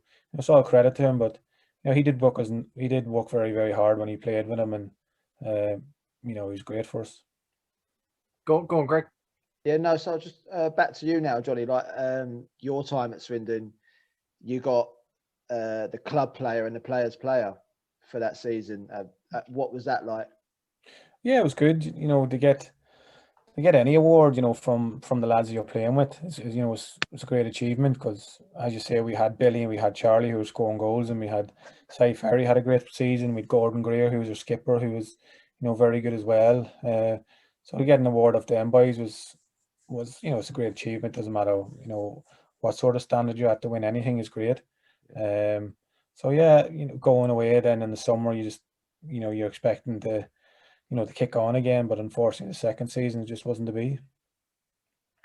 And then obviously your time came to an end at Swindon before the mad Italian came in, and then you joined Brentford. Where were Brentford at the time? Were they League One as well? Brentford are League One as well, yeah. So so Swindon, they had a year option. I mean, they had to take it up by the 28th of May or something. And this is the thing now, when I went back to Swindon and started playing against Swindon again for Brentford, I sort of got a lot of abuse for it, because I thought, we got relegated and you jumped ship and all that there. But they don't know the situation. The fact of the matter is that they didn't take up their option on me, so I was free to leave. So I went to Brentford. I actually spoke to Martin Allen first, who was Notts County manager at the time. So me and my agent went him, and a strange fish he is. So we were sitting in the hotel with him, and there was just silence for about. It was probably 20 seconds silence, but it felt for about 20 minutes. So there's just me and my agent and him sat there, and it just felt like an eternity. He did silence, and as soon as that happened, I was just thinking, fuck this, no way. So my agent said, the agent was sort of knocking me. He says, just give it time. So anyway, we started chatting away, and he started saying, basically chatting whatever he used to chat to all his other players, or all his 21-year-old or 20-year-old stuff, and I wasn't having any of it. And I said to my agent, can I have a word? So we said, so I went to the thing, and I said, you can go back in there. I'm not going back in. I'm going. You coward. Alan Sheehan was there as well. Sheehan's who played for Leeds as well. Yeah, good, left back. So he had played for Martin Allen before, and he ended up signing for them, and I ended up going home. So a couple of days after that, we got a phone call from Uwe Rosler at Brentford, and Mark Warburton was there, and they wanted me to come down and meet them. So Was he assistant there? Was he Warburton? no, he was the sporting director. Oh, was he really? Yeah, so he'd left Watford because he could have been the academy director at Watford or something, and then he went into Brentford as sporting director. So I met them, went to the training ground, and liked what they had to say, and so I signed there. Yeah, he done well there actually, Uwe Rosler. He Another did. one who ended up at Leeds as well. Yeah, again, German, just a perfectionist, really wanted everything spot on, and I don't think he gets the credit he deserves from the Brentford fans of what he's done, and he basically started it all, how he changed the way everything was off the field, how it should be, and how a club should be run, and the way he wanted everything to be, just perfect. And I think from his appointment and all the other ones that have come in after him, just taking it up a notch or two, but I think he was the one that started it. Yeah, you got to sort of admire how that club's run and where it's going, because it's only going in good places as well. And if he was one who's sort of instrumental in starting that off, it's some effort in it, really. It is, yeah, but obviously it's gone down a different route now with obviously the data and stuff like that there, and the Moneyball thing, isn't it? The Moneyball sort of thing, which to be honest with you, I'll hold my hands up, and I wasn't having it whenever it first came in. But you got to give credit where credit's due, and the turnover of players that they have, the money they've spent, the money they're making, a new stadium they have now. They're nice. One game away from being the Premier League, so they're moving in the right direction, that's for sure. Yeah, it wouldn't surprise me if they get there this year. The fact that they seem to lose their star man or star men every year, and then just it's like, oh, another one, yeah, you'll do. And but the thing with the preparation, the thought goes into that is like they probably had Ivan Toney eyed up a year ago, knowing that Ollie Watkins might move, or they'll have that Sam Goddess by now, knowing that Ben Rama might move. You know what I mean? So they're always thinking ahead. They're always a couple of transfer windows ahead, and it's no surprise to see that Ivan Toney comes in and he's banging in 20 odd goals already. So 25 already, yeah. Yeah, so Celtic looking at him, I think, before he signed for Brentford. I don't know. How much did Brentford pay for him? I think it's 10 million, was it? All right, mate. Oh, blimey. Yeah, but I think it would have been for Celtic. I think, especially transfer fee wise, it would have been an issue with Brentford having sold Ollie Watkins to Villa for 30 odd million. They got plenty of dough in the bank. So, well, we spoke about this, didn't we? Like, and how much do we reckon Ivan Toney would be worth if Ollie Watkins is worth that? Yeah, big dough. Yeah, and we did speak about I'd rather Ollie Watkins than Ivan Toney. The work rate. Work rate and everything else, yeah. Now, obviously, Ivan Toney's come in and he's hit the ground running. You can't knock his 25 goals, like, you know what I mean? It's incredible what he's doing, but I just think Ollie Watkins is got just something a little bit different in him as well. Well, he's proven it at a higher level now as well. Also, he is, yeah. Liverpool. He's worth the money for Villa, 100%. He's become one of their best players. Yeah, 100%. Yeah, he's got everything as a centre forward. He's big and strong. He holds the ball up, scores goals, and he's doing very well for Villa. And then, well, you was part of a very successful season at Brentford when you gained promotion to the Championship with some brilliant players involved in there as well, like Stewie Dallas.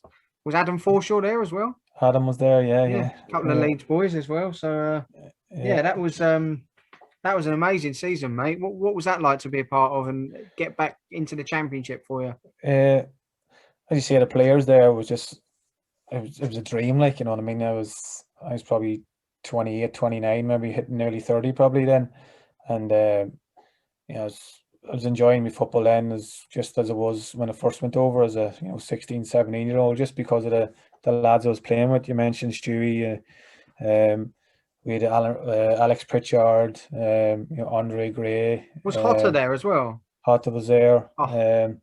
So Tumani, Diagora, who's a Leeds as well. So Alan Judge, we had an unbelievable team. Even at the back, we had Harley Dean and Tarkovsky at the back, and of course, Tarkovsky was there, wasn't he? Yeah. So Alfie Mawson. Alfie just left. Alfie just Oh, he left. just left. Yeah, he went.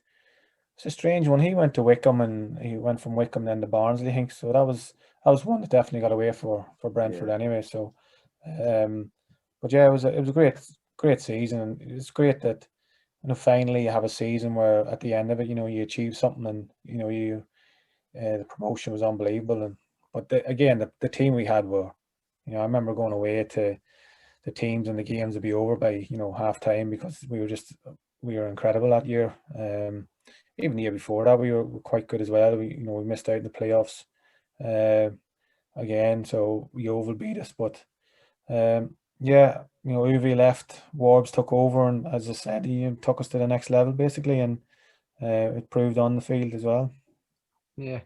Go on, Greg. Just on another note for yourself, like you got supporters player, like there, with the names that you've mentioned, and that again, like that must have been a very good feeling. It was, yeah. That was the first season when I went, yeah, because again it was just like we were a good side and we had good players, and I was lucky enough that I was the one that was picked for it, but I had a good season. To be fair, the four seasons I had there was probably the best football I played. Again, it was probably because of the players around me, and I was happy off the field as well, and it showed on it. But again, the football we played was great. I read a stat as well that you only missed 26 minutes of league football that year.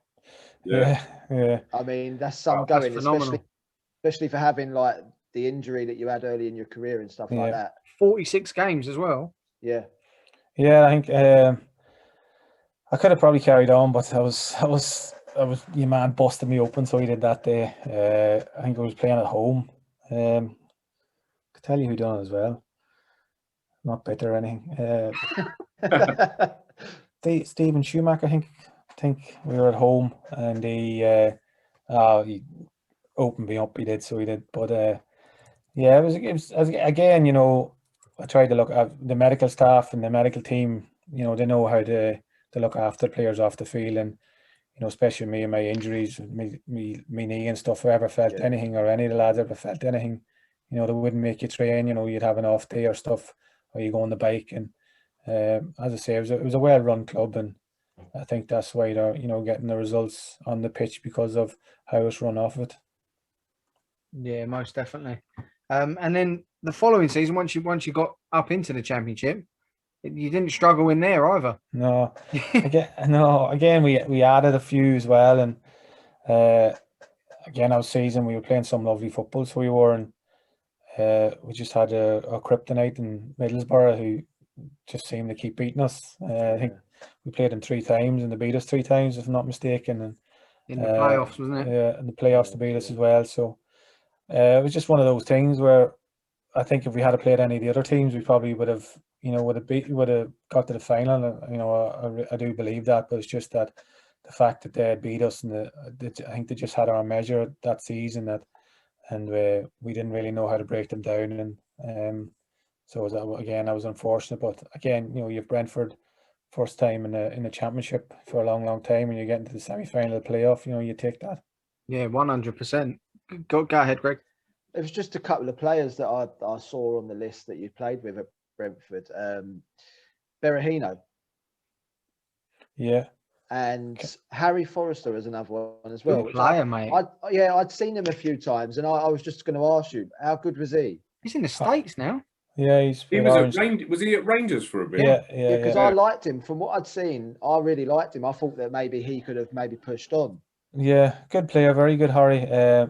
One of those players you could give him the ball and just let him go. You know what I mean? He could just carry it. And I think we played against Griffin Park. We played against Chelsea in the FA Cup when he was man of the match. And yeah, I think that's one of the games I remember him actually. So it proves the ability that he has, and for one reason or another, I don't know, he just never kicked on again. But great talent, a great player, and a good lad as well. And Saido, he could finish. He was unbelievable in finishing, so he was. But off the field, he just didn't look after himself the way he should have, and unfortunately, he was getting linked to Spurs and all that there, because when he left, it it was no surprise that he was getting linked to, you know, clubs like that there because of his ability on the field. You know, he was an unbelievable finisher, goal scorer. But at Brentford at that time, I think he wasn't looking after himself off the field. Yeah, because he was so good. He probably had a bit of an arrogance like that. He probably thought he was that good. Just professionalism. Just professional. He probably think differently, but you know, this is my opinion, and I think that off the field, I don't think he probably looked after himself as well as he should have, and I think if he did, he'd still be playing in the Premier League now. Where is he now? Belgium. He's just vanished off the face of the earth. The last I heard, he was playing in Belgium. Yeah, I think he's looking to get back over, but it'd just be interesting to see, you know, who's going to take a chance on him. But if he could have got his head right, I think, you know, you've got a good player there. Yeah, he's in Belgium.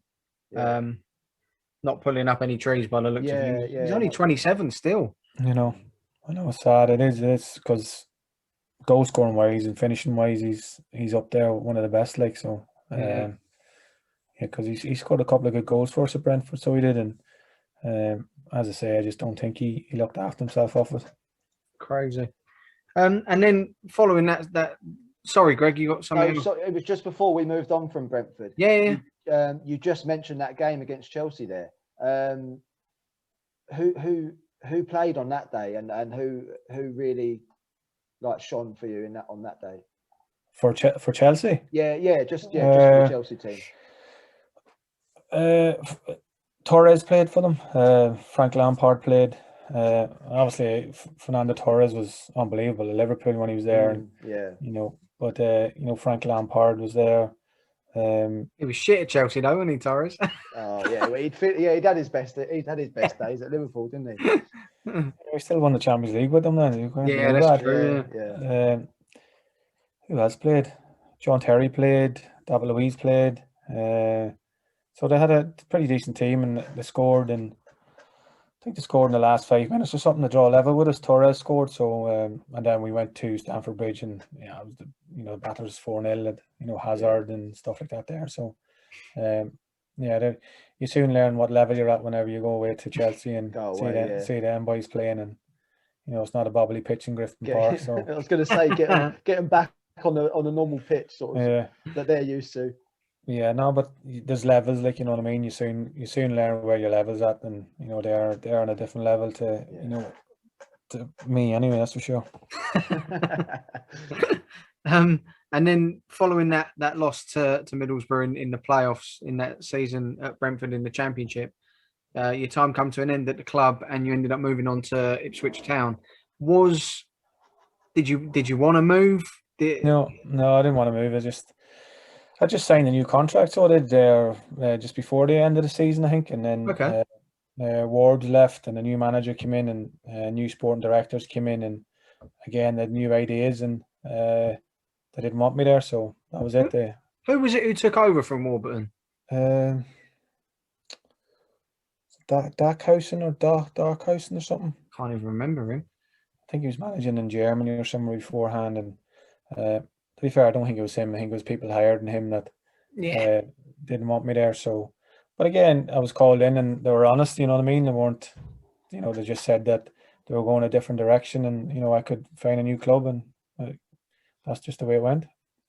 You just got to take that on the chin, haven't you? Just nothing more you can do with that. No, nothing more you can do. I knew the writing was on the wall. We were in pre-season, and the manager was sort of like, you know, speaking to everybody one to one, and you know, I was the captain from the year before that, and I didn't have a 1v1, so I just thought something's not right here. So I was soon preparing myself, but again, you know, they're honest. They said they wanted to go down a different way, and at the end of the day, that's all you want.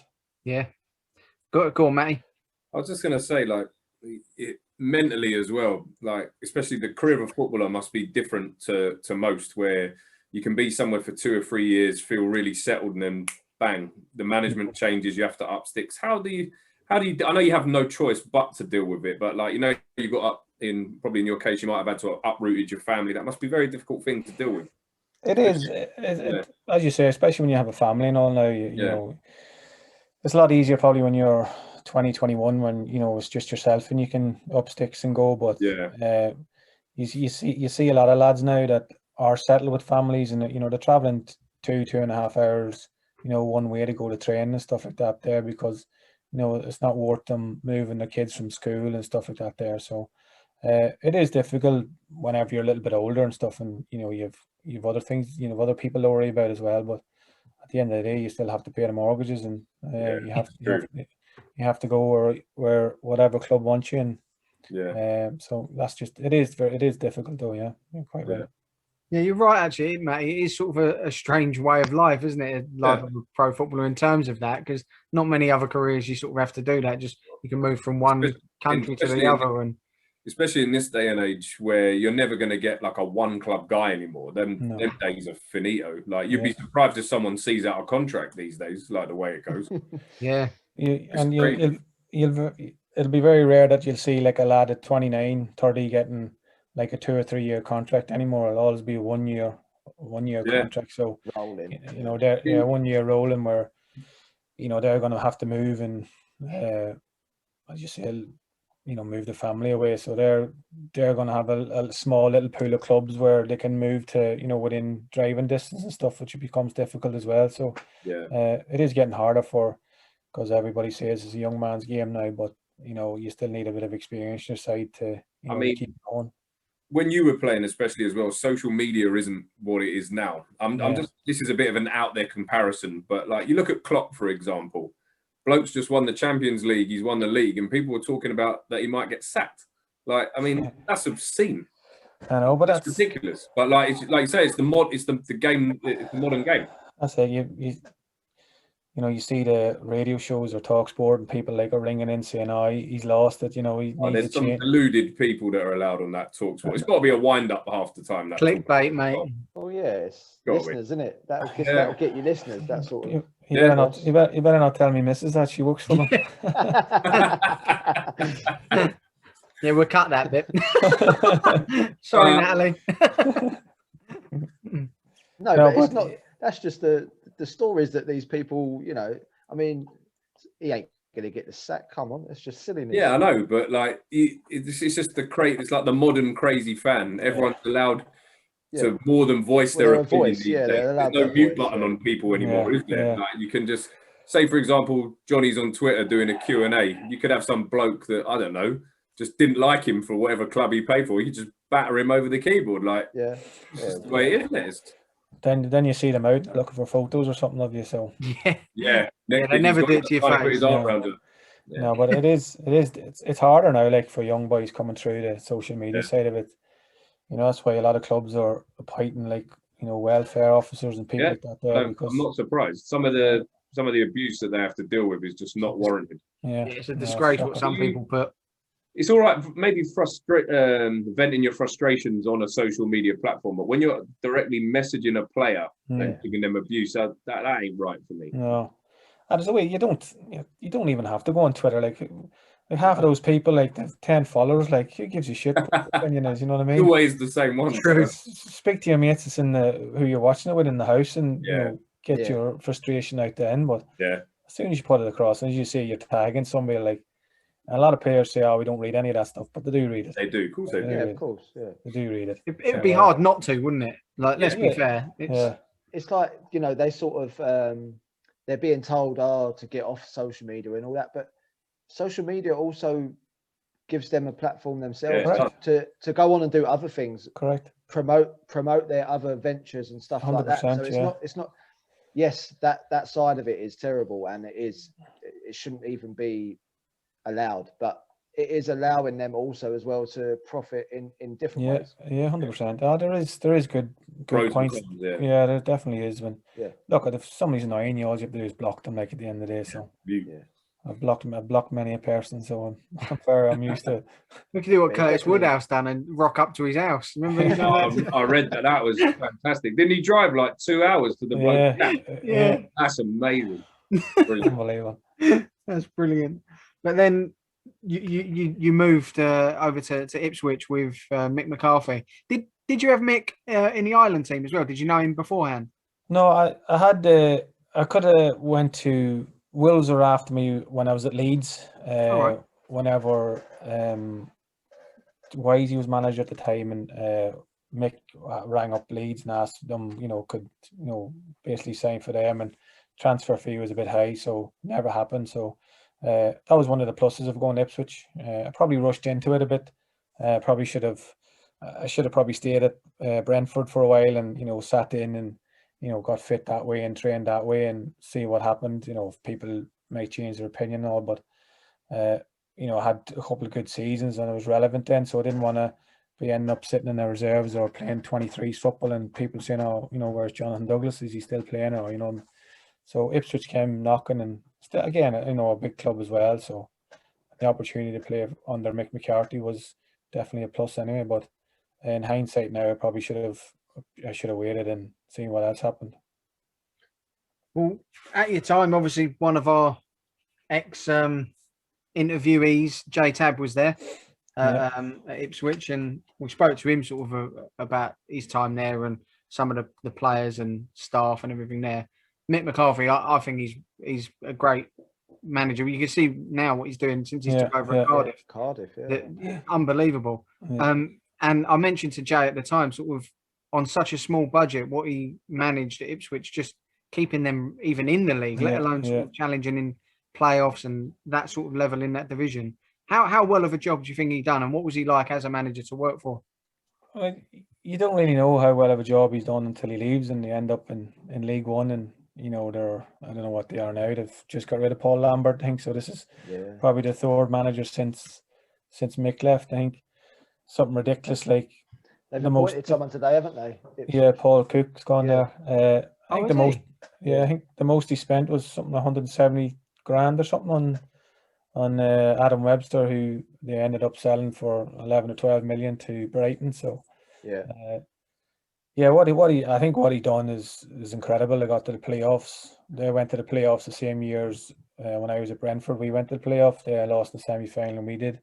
So the year after that, obviously the opportunity to sign for them, we finished 7th, I think, which was we just were out of the playoffs and stuff. But again, the fans weren't happy and they wanted change and wanted Mick out, and and then obviously the following year it didn't go too well for us all. We didn't really play well. Some of the lads, Murph left. Obviously Darren Murphy left, and he scored a lot of goals previous 2 or 3 years anyway. So when you're losing goal scorers, you can't afford to lose goal scorers. It doesn't matter what division you're in. And I think we all suffered, and we had a terrible off the field. The fans were horrendous, especially the Mick.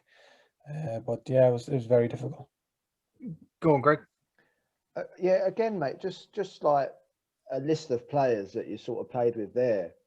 Your Ryan Fraser come on loan, Tyrone Mings, McGoldrick. You mentioned Adam Webster, Johnny Williams, Tom Lawrence was another, and one that stuck out, and I didn't really know that he come. Stephen Taylor. What, the Newcastle fella? Yeah. Oh yeah. I didn't really know that he'd sort of come to Ipswich. He came in his second year there. Yeah. I was just going to say, what was he like? Yeah, he was good. Obviously, he brought a lot of experience, but again, he got injured and he didn't really play as much as probably he would have liked. Ryan Fraser was unbelievable for us. Tom Lawrence was unbelievable for us. So again, that's lads we're getting on loan, so they're not in there for a year or two where they can find their feet. They're coming in for 6 months or a season and then they're away again. So you can't really build the foundation of a squad and on lads coming in on loan and stuff. But when they were there, they were incredible. Like so, it was a good squad. Dave McGoldrick, that's another one. Maitland Niles went there and all, didn't they? Yeah, he came. Yeah. So again, it was a good squad and great lads off the field. Another name as well, Dazelle, obviously a famous father. Jason Dazzelle's son, isn't it? Yeah, Andre. Now, when he first came about, I mean, obviously having the famous dad, it was kind of set. He was obviously doing bits himself, but I was just sort of, was he good? Like, because he's sort of, I don't really hear a lot about him anymore. Yeah, I thought he was going to be the next Fab, to be honest with you. Really? Yeah, he reminded me of Fab a lot. Lovely left foot, can carry the ball, can receive the ball.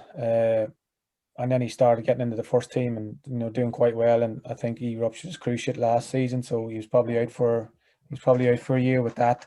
And he's probably just trying to get back up to speed. I know he's playing a lot this year, but another young lad with great talent, and I think he's if he looks after himself off the field, I'm sure he will with his dad and that. Being a professional and knows what it takes, I think he'll have an incredible career. And they'll probably love him there anyway, wouldn't they? Because of his old man. So yeah, definitely, yeah. But again, you have to look after yourself off the field as well. And I think he's got a good bunch of lads down there. Obviously, the captain and Luke Chambers will look after him and stuff like that there. And I think he's in the right club, and obviously got a new manager now, and hopefully he continues to play and get back to full fitness. Go on, Matty. I'll be back in 1 sec as well, lads. Matty, if you just say what you was I just got a question for Johnny about Mick McCarthy. Like, obviously, being a young kid following Celtic, obviously he played for Celtic and always kept an eye on like wherever he's been. What was he like? I loved him. I just thought he was great. You know what I mean? He kept everything pretty simple for for players, and he's quite honest with everybody. And usually in clubs where you go to, you'll have 6 or 7 lads that won't like the manager for one reason or another. Maybe they're not playing, but it didn't seem to happen with Ipswich. He seemed to have more or less 99% of the group with him. Like so, and that's one of the things where I couldn't understand how he done it, or maybe it's because he was honest with them, and maybe that was why, that was the reason why. But again, I was hoping to probably work for him when he was at Wolves manager, and it didn't happen. But to get the opportunity to play for him, as you say, like manager of Ireland, taking him to World Cups and stuff like that there. So it was great to play for under him. Yeah, he looks like a pretty straight talking guy, quite witty. He's always got something funny to say in a press conference, isn't he? He does, yeah. That's just, I think, because people try to ask him stupid questions and stuff, and he doesn't fall for it, like. So lazy journalism. Yeah, so he's, as I say, he's quite honest, and I think that's the way he comes across on TV and stuff, and that's why people, majority fans that he's worked under, really like him. Yeah. Go on, Greg. Yeah, just on Mick McCarthy and that, like you were obviously him himself is quite a character, and he obviously knows a hell of a lot. What was it like, the double team of him and Terry Connor, like TC? Yeah, I mean, were they just that good together, or like that made, as you say, the cohesion within the group and everything? Or because when I went to Ipswich, like it was basically only Mick, TC, 2 physios and 1 fitness coach, and that was it. And then I left Brentford, who were supposedly a small club, and they had sporting directors, they had 3 physios, they had 3 fitness coaches, they had obviously a manager, 2 coaches. So it was just, in terms of off the field and how it was run, it was miles ahead of Ipswich. So to do what he done at Ipswich was incredible. I remember asking the fitness coaches, one of my first days there, I said, is there any foam rollers? Where's the foam rollers to come in? He just laughed at me. He says, got to buy your own name. So basically had to buy.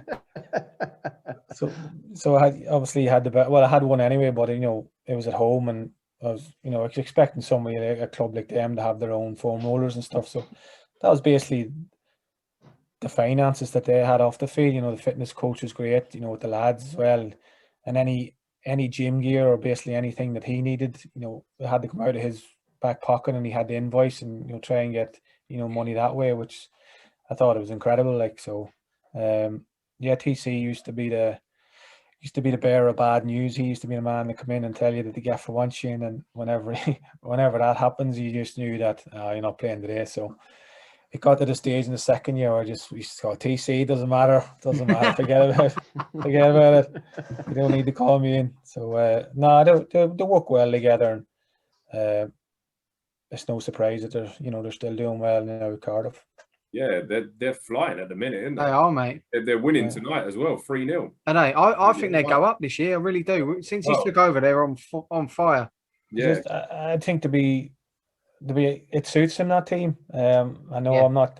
I'm not being disrespectful to him here, but they suit the way he wants to play football. You know what I mean? He's, he's got lads there that have have a little bit of magic, as well as lads that will dig in and fight for you. And I think that suits him down to the ground, basically. The three big boys at the back and Kiefer Moore up front, and I was going to say he's got the big man up front, and he's good, Kiefer Moore. Yeah, he's got Harry Wilson there, who gives him something a little bit extra.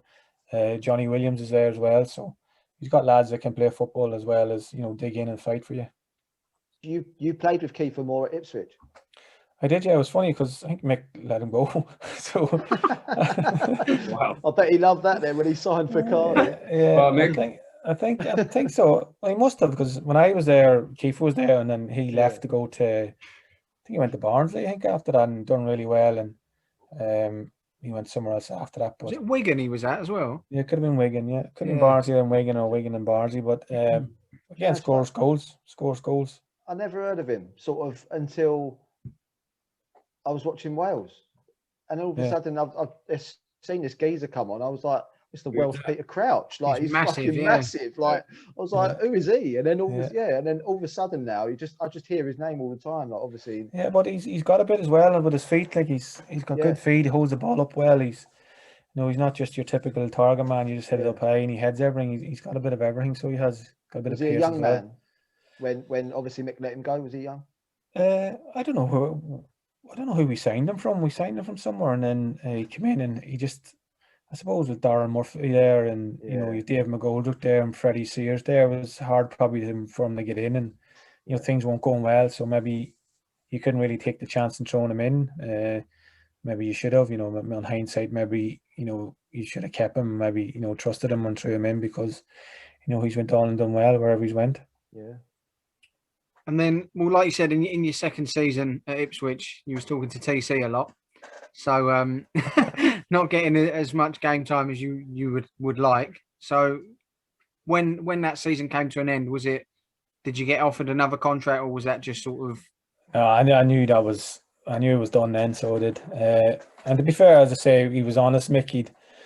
I was getting a bit of abuse of the fans. I was obviously the scapegoat, because at the end of the day, when you see me play, probably 6 or 7 out of 10 every day, I won't brighten up a game or anything. When things are going well, I'm the lad that keeps everything together and keeps everything simple. But when things aren't going well, I'm usually too slow, or I'm too this, and I've never been fast in my life. So I seem to get the brunt of it. That, mate.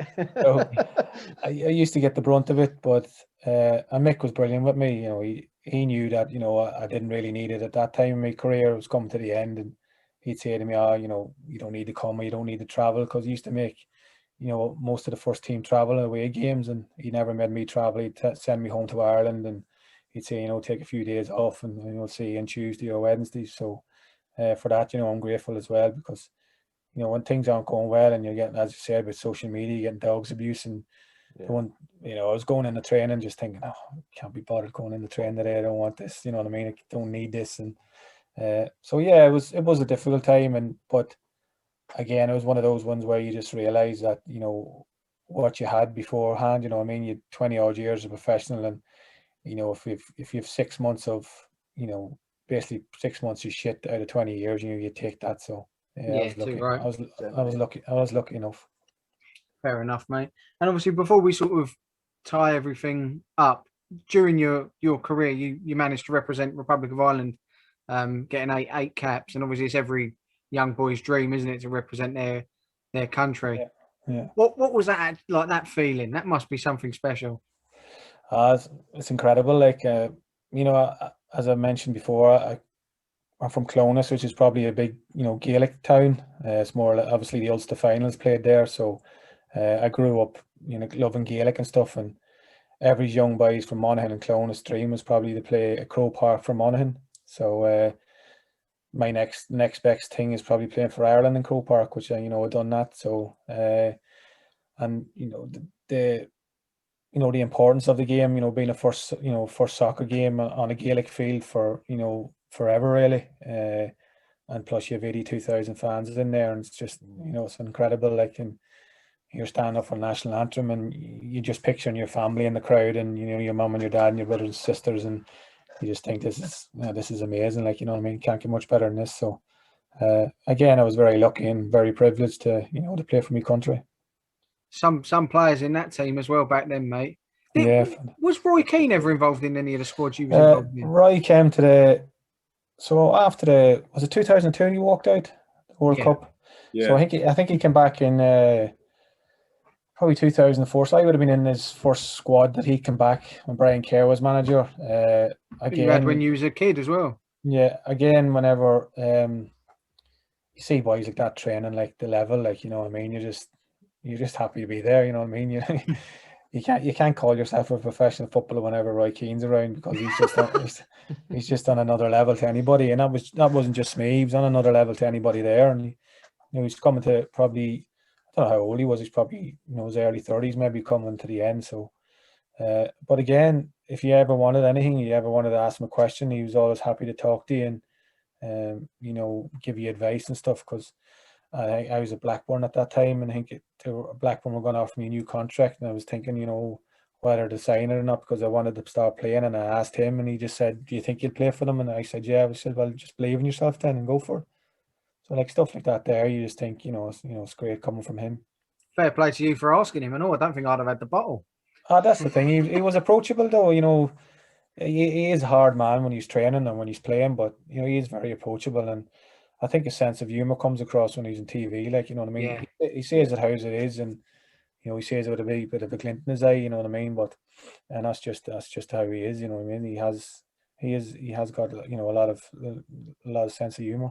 Yeah, he does. Well, look, as a Leeds fan, it's hard for me to give him any credit because he's Man United, but I think he's fantastic. Oh my God, you said Man United.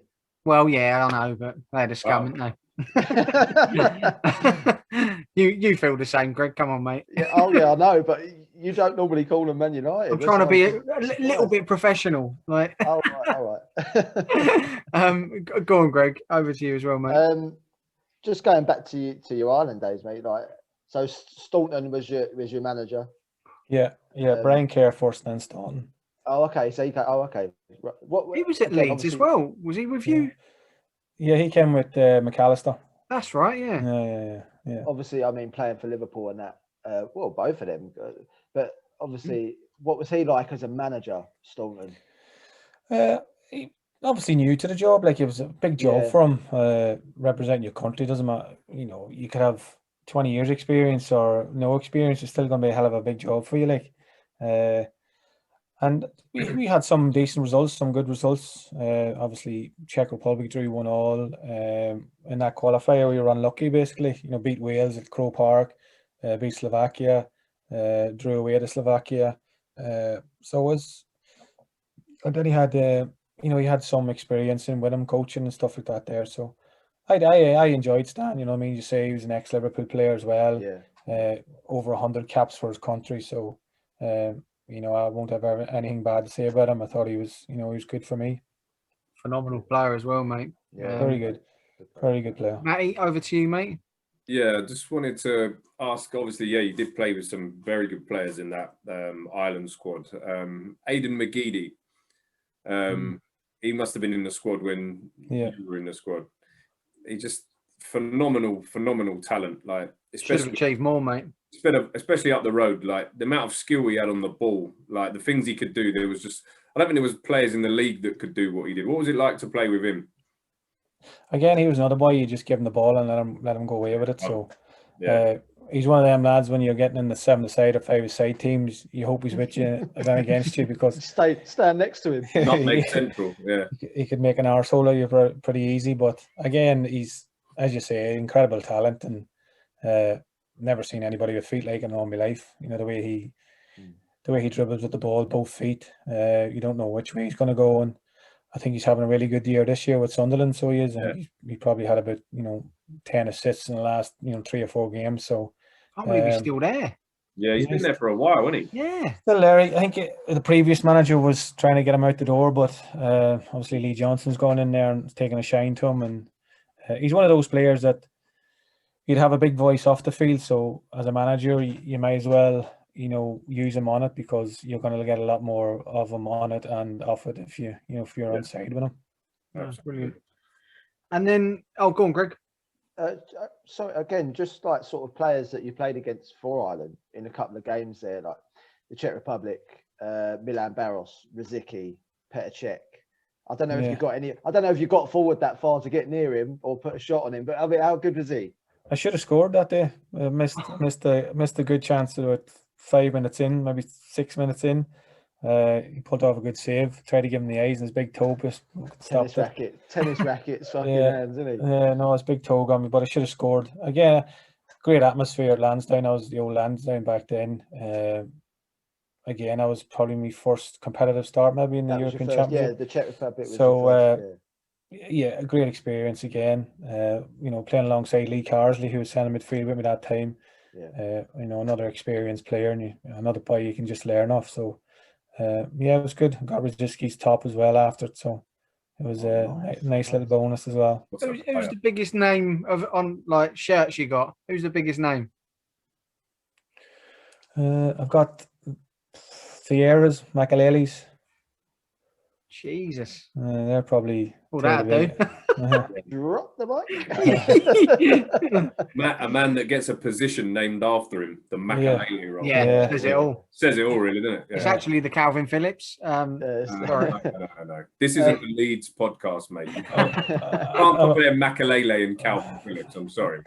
Going on to the Poland game, John. Two names that stood out for me out of that squad: Dudek and Lewandowski. Yeah. He would have obviously been quite young then, Lewandowski. Yeah. What was he like then? Yeah, you could tell. Obviously, you can tell what players are a little bit different to the rest of them. Like, and I think there's rumours before then he could have signed for Blackburn back then or something. Yeah, that's right. Or something happened. So, but then but even back, you know, there's something special, but you never see them as doing things what he's doing now. The amount of goals he's scoring or the amount of trophies he's winning. But again, that's because he looks after himself off the field. What I mean? There's a lot to be said for those boys. You've got Ronaldo and Messi, and you speak to anybody about Ronaldo and stuff. He's the first one, then the last one to go home, and it's no surprise that he's the player that he is. And Messi's the same. Like, a lot of these young lads nowadays think it's great. They're doing the things on the field, and everybody will just love them for that. But that only lasts so long. You know what I mean? You need to be able to look after yourself off it. Yeah, it's the same as Zlatan, isn't it? I mean, Geezer's pushing 40. I mean, still one of the top scorers in Italy, isn't he? Yeah.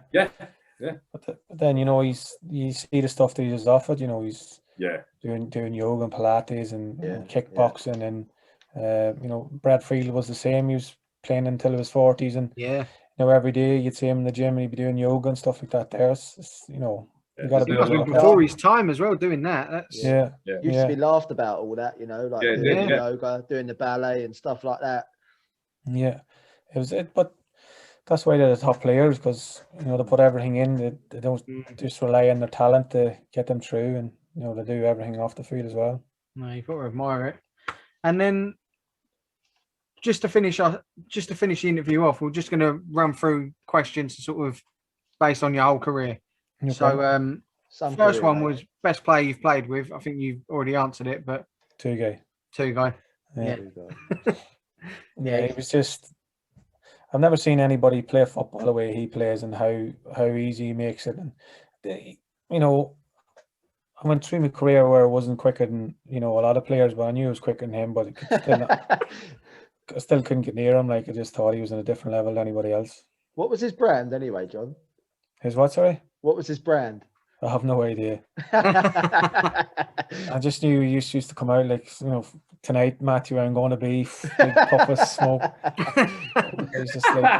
He was just incredible. So he was. But he never tied his laces or his boots in training. That's mental. Just strolled around. Yeah, unbelievable. Best player you played against? On the day, I thought Robert Perez, when I played against Arsenal, I thought he was on a different level to anybody. Again, he didn't look that quick, but he just had that, stop and go, where he'd get the ball, stop it and go again. And I thought he was unbelievable. And then throw himself on the deck, Matty. Well, being a Leeds fan, that's all you're going to remember, because in that era we absolutely battered you. So Yeah, we won't mention that. yeah. Henri hat trick? Nah, we'll skip. What game? Every fucking game he scored hat trick against us. What a player! Come on. Most underrated player you ever played with? Underrated. Ooh. Tough question.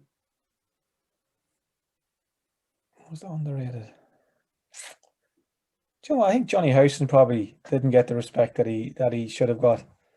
I thought he had everything as a midfield player. Could score goals. You know, had the energy still going now to this day. Like, he must be, you know, his middle 30s as well. Probably captain of Middlesbrough. He was brilliant, Johnny Howson. Yeah. I thought him. Yeah, he's the one that probably stands out. Nice. Trying to think if there's anybody more.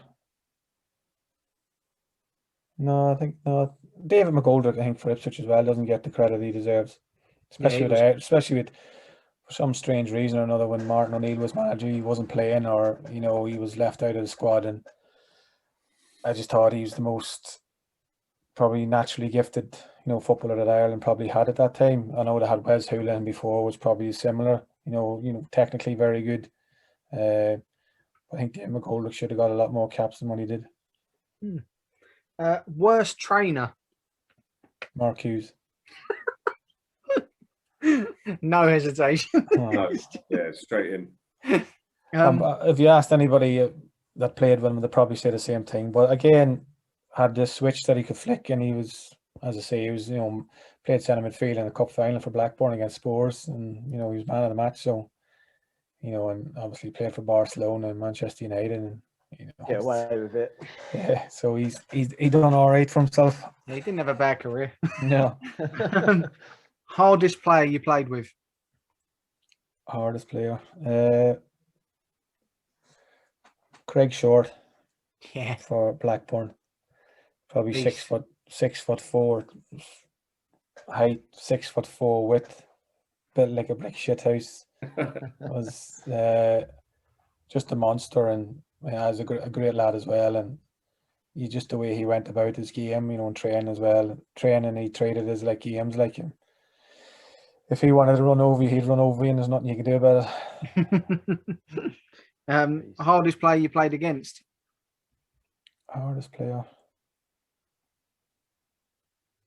I remember playing when I was playing on the left wing. I played against Lauren at Arsenal, and I just thought, I remember running into him once and just thinking, Jesus, Really? Yeah, Wow, honest to why God. did you? Didn't I heard like a really like weird story about him, that he was a bit of a like bare knuckle fighter back in the day. I've never heard that, to be fair. I run into him and I just thought, Jesus, not shifting him. He was a bit of a jack of all trades, Lauren. Like, Yeah. he could play in midfield, he could play at the back, and then in some bizarre little period, he started taking penalties. Yeah. I remember he scored the winning penalty in a North London derby, thinking, "Hang on, why are you taking that?" And Yeah. he took it like he'd been taking it every week. Like, so he's obviously a very talented man. Yeah. I wouldn't have expected you to say that. He might have told one of the others, "I'm fucking taking it," and it was all right. Yes, I mean, yeah. No, but I just remember just going, like, you know, for the shoulder 50-50, and obviously I'm a Gaelic man. I was thinking, lovely, I'll just put this boy over the sideline here. No chance. No chance. Bounced off. Good, very good player as well. I thought he Yeah, was very good player. So he was. good. Yeah. Biggest diva? Biggest diva. Sam Saunders, Brentford. Yeah, he's a pretty boy, isn't he, Sam? Yeah, Sam, definitely Sam. Funny man. Funny man. Gary Kelly was up there. George Saville was at Brentford. Yeah. Yeah, George Saville is. He's a father now, so maybe he settled down a little bit, but he was on next level fucking craziness whenever he was at Brentford. Wow. Yeah. Which manager was the best in training? Gus Poyet don't count because he weren't manager. Graham Souness probably. Yeah. Yeah, never give the ball away. Just strong as an ox. Yeah, I'd say him. He was probably almost hitting his 50s maybe when he was manager, and he was just probably still the best in training. Wow.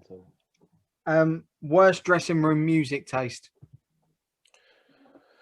Well, I'm into obviously me Kings of Leon and me The Killers and a bit of singer songwriter boys like Bob Dylan and that. So I don't think they get played too often in the dressing room. So probably the Brentford changing room was a bit different than what I would be used to. A bit more R&B and hip hop and stuff like that. There a little bit different to Bob Dylan, that's for sure. Yeah. Worst dressed player. Worst dressed player. I don't know. There's a boy at Q at Richmond I could mention, but I better not. Cam. No, not Cam. No. Worst dressed. There's been a couple of lads coming in with a couple of rascal tracksuits and stuff. Worst dressed. You play with the Hunt brothers, are they not up there? Oh, Stephen. Stephen could be. Yeah, you could be right. Stephen Hunt's rascal gear, all right. Yeah. Yeah, I've seen some of that. That's what Tabby said as well, I think. Yeah.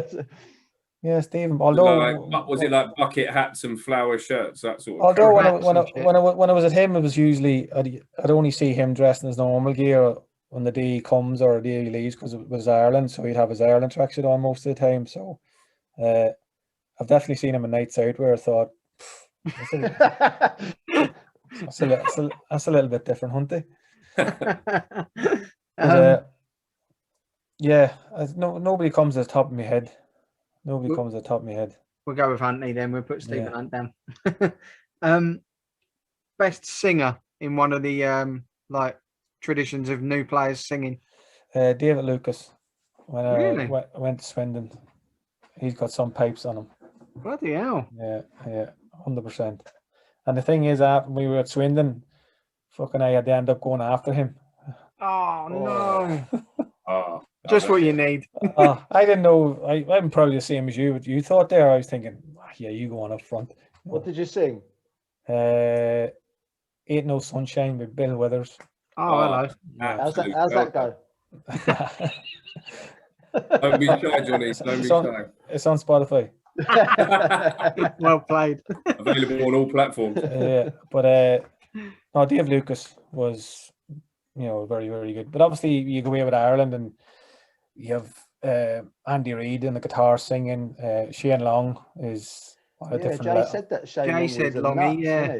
A different level he is in guitar and singing. But initiation song is Dave Lucas, definitely. Dave Lucas. You can take this question however you want to answer it. It's got like a double meaning. Tabby. Tabby. Biggest dick you ever played with? Well, I used to call Tabby the tripod, so Greg, it runs in the family then, mate. It must say nothing. I used to call him the tripod. Bloody hell. So, Jesus. Mini me. I was convinced it was going to be Enoch Shawumney. I'm devastated. It's not. No. Maybe. Yeah, tripod. Tripod Tabby. Christ. Yeah, or there used to be something. Probably was something with goalkeepers as well, like Dave Lucas and Rich Lee maybe as well. They took a long time in the shower. Yeah. That's like the fellow we know, Gregor. We played Sunday League. He was a keeper and all. Yeah. Oh, frightening. Yeah. Duffers. Scared me, to be fair. I couldn't stop looking at it. Duffer's the red-haired boy. No. Well, he's a bit grey now. I don't think he was redhead. No. Not a groundsman, no. No, I don't. No. He works for the gas board. No. Because he's used to dealing with pipes then. Yeah. This is it, mate.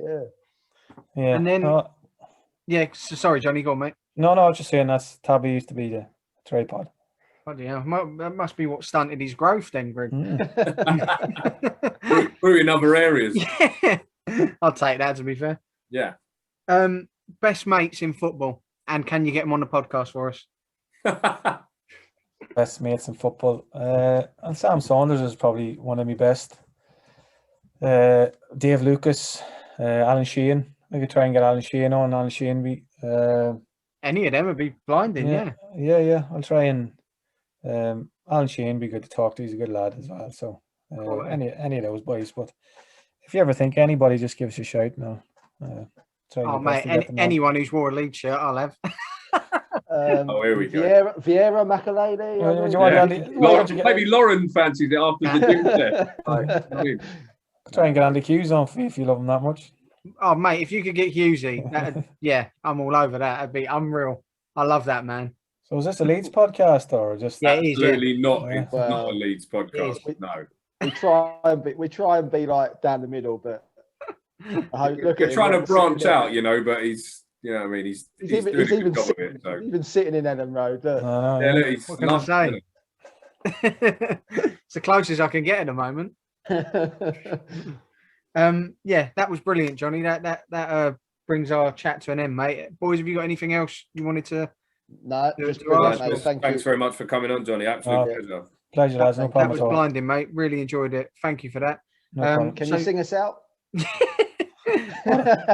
Spotify. All right. But yeah, everyone who's watching, slap a like on the video, subscribe to our YouTube, and yeah, brilliant. Thanks for that, Johnny. And until next time. Pleasure. Thank you, Thank you. mate. Take care. Cheers, Bye-bye. lads.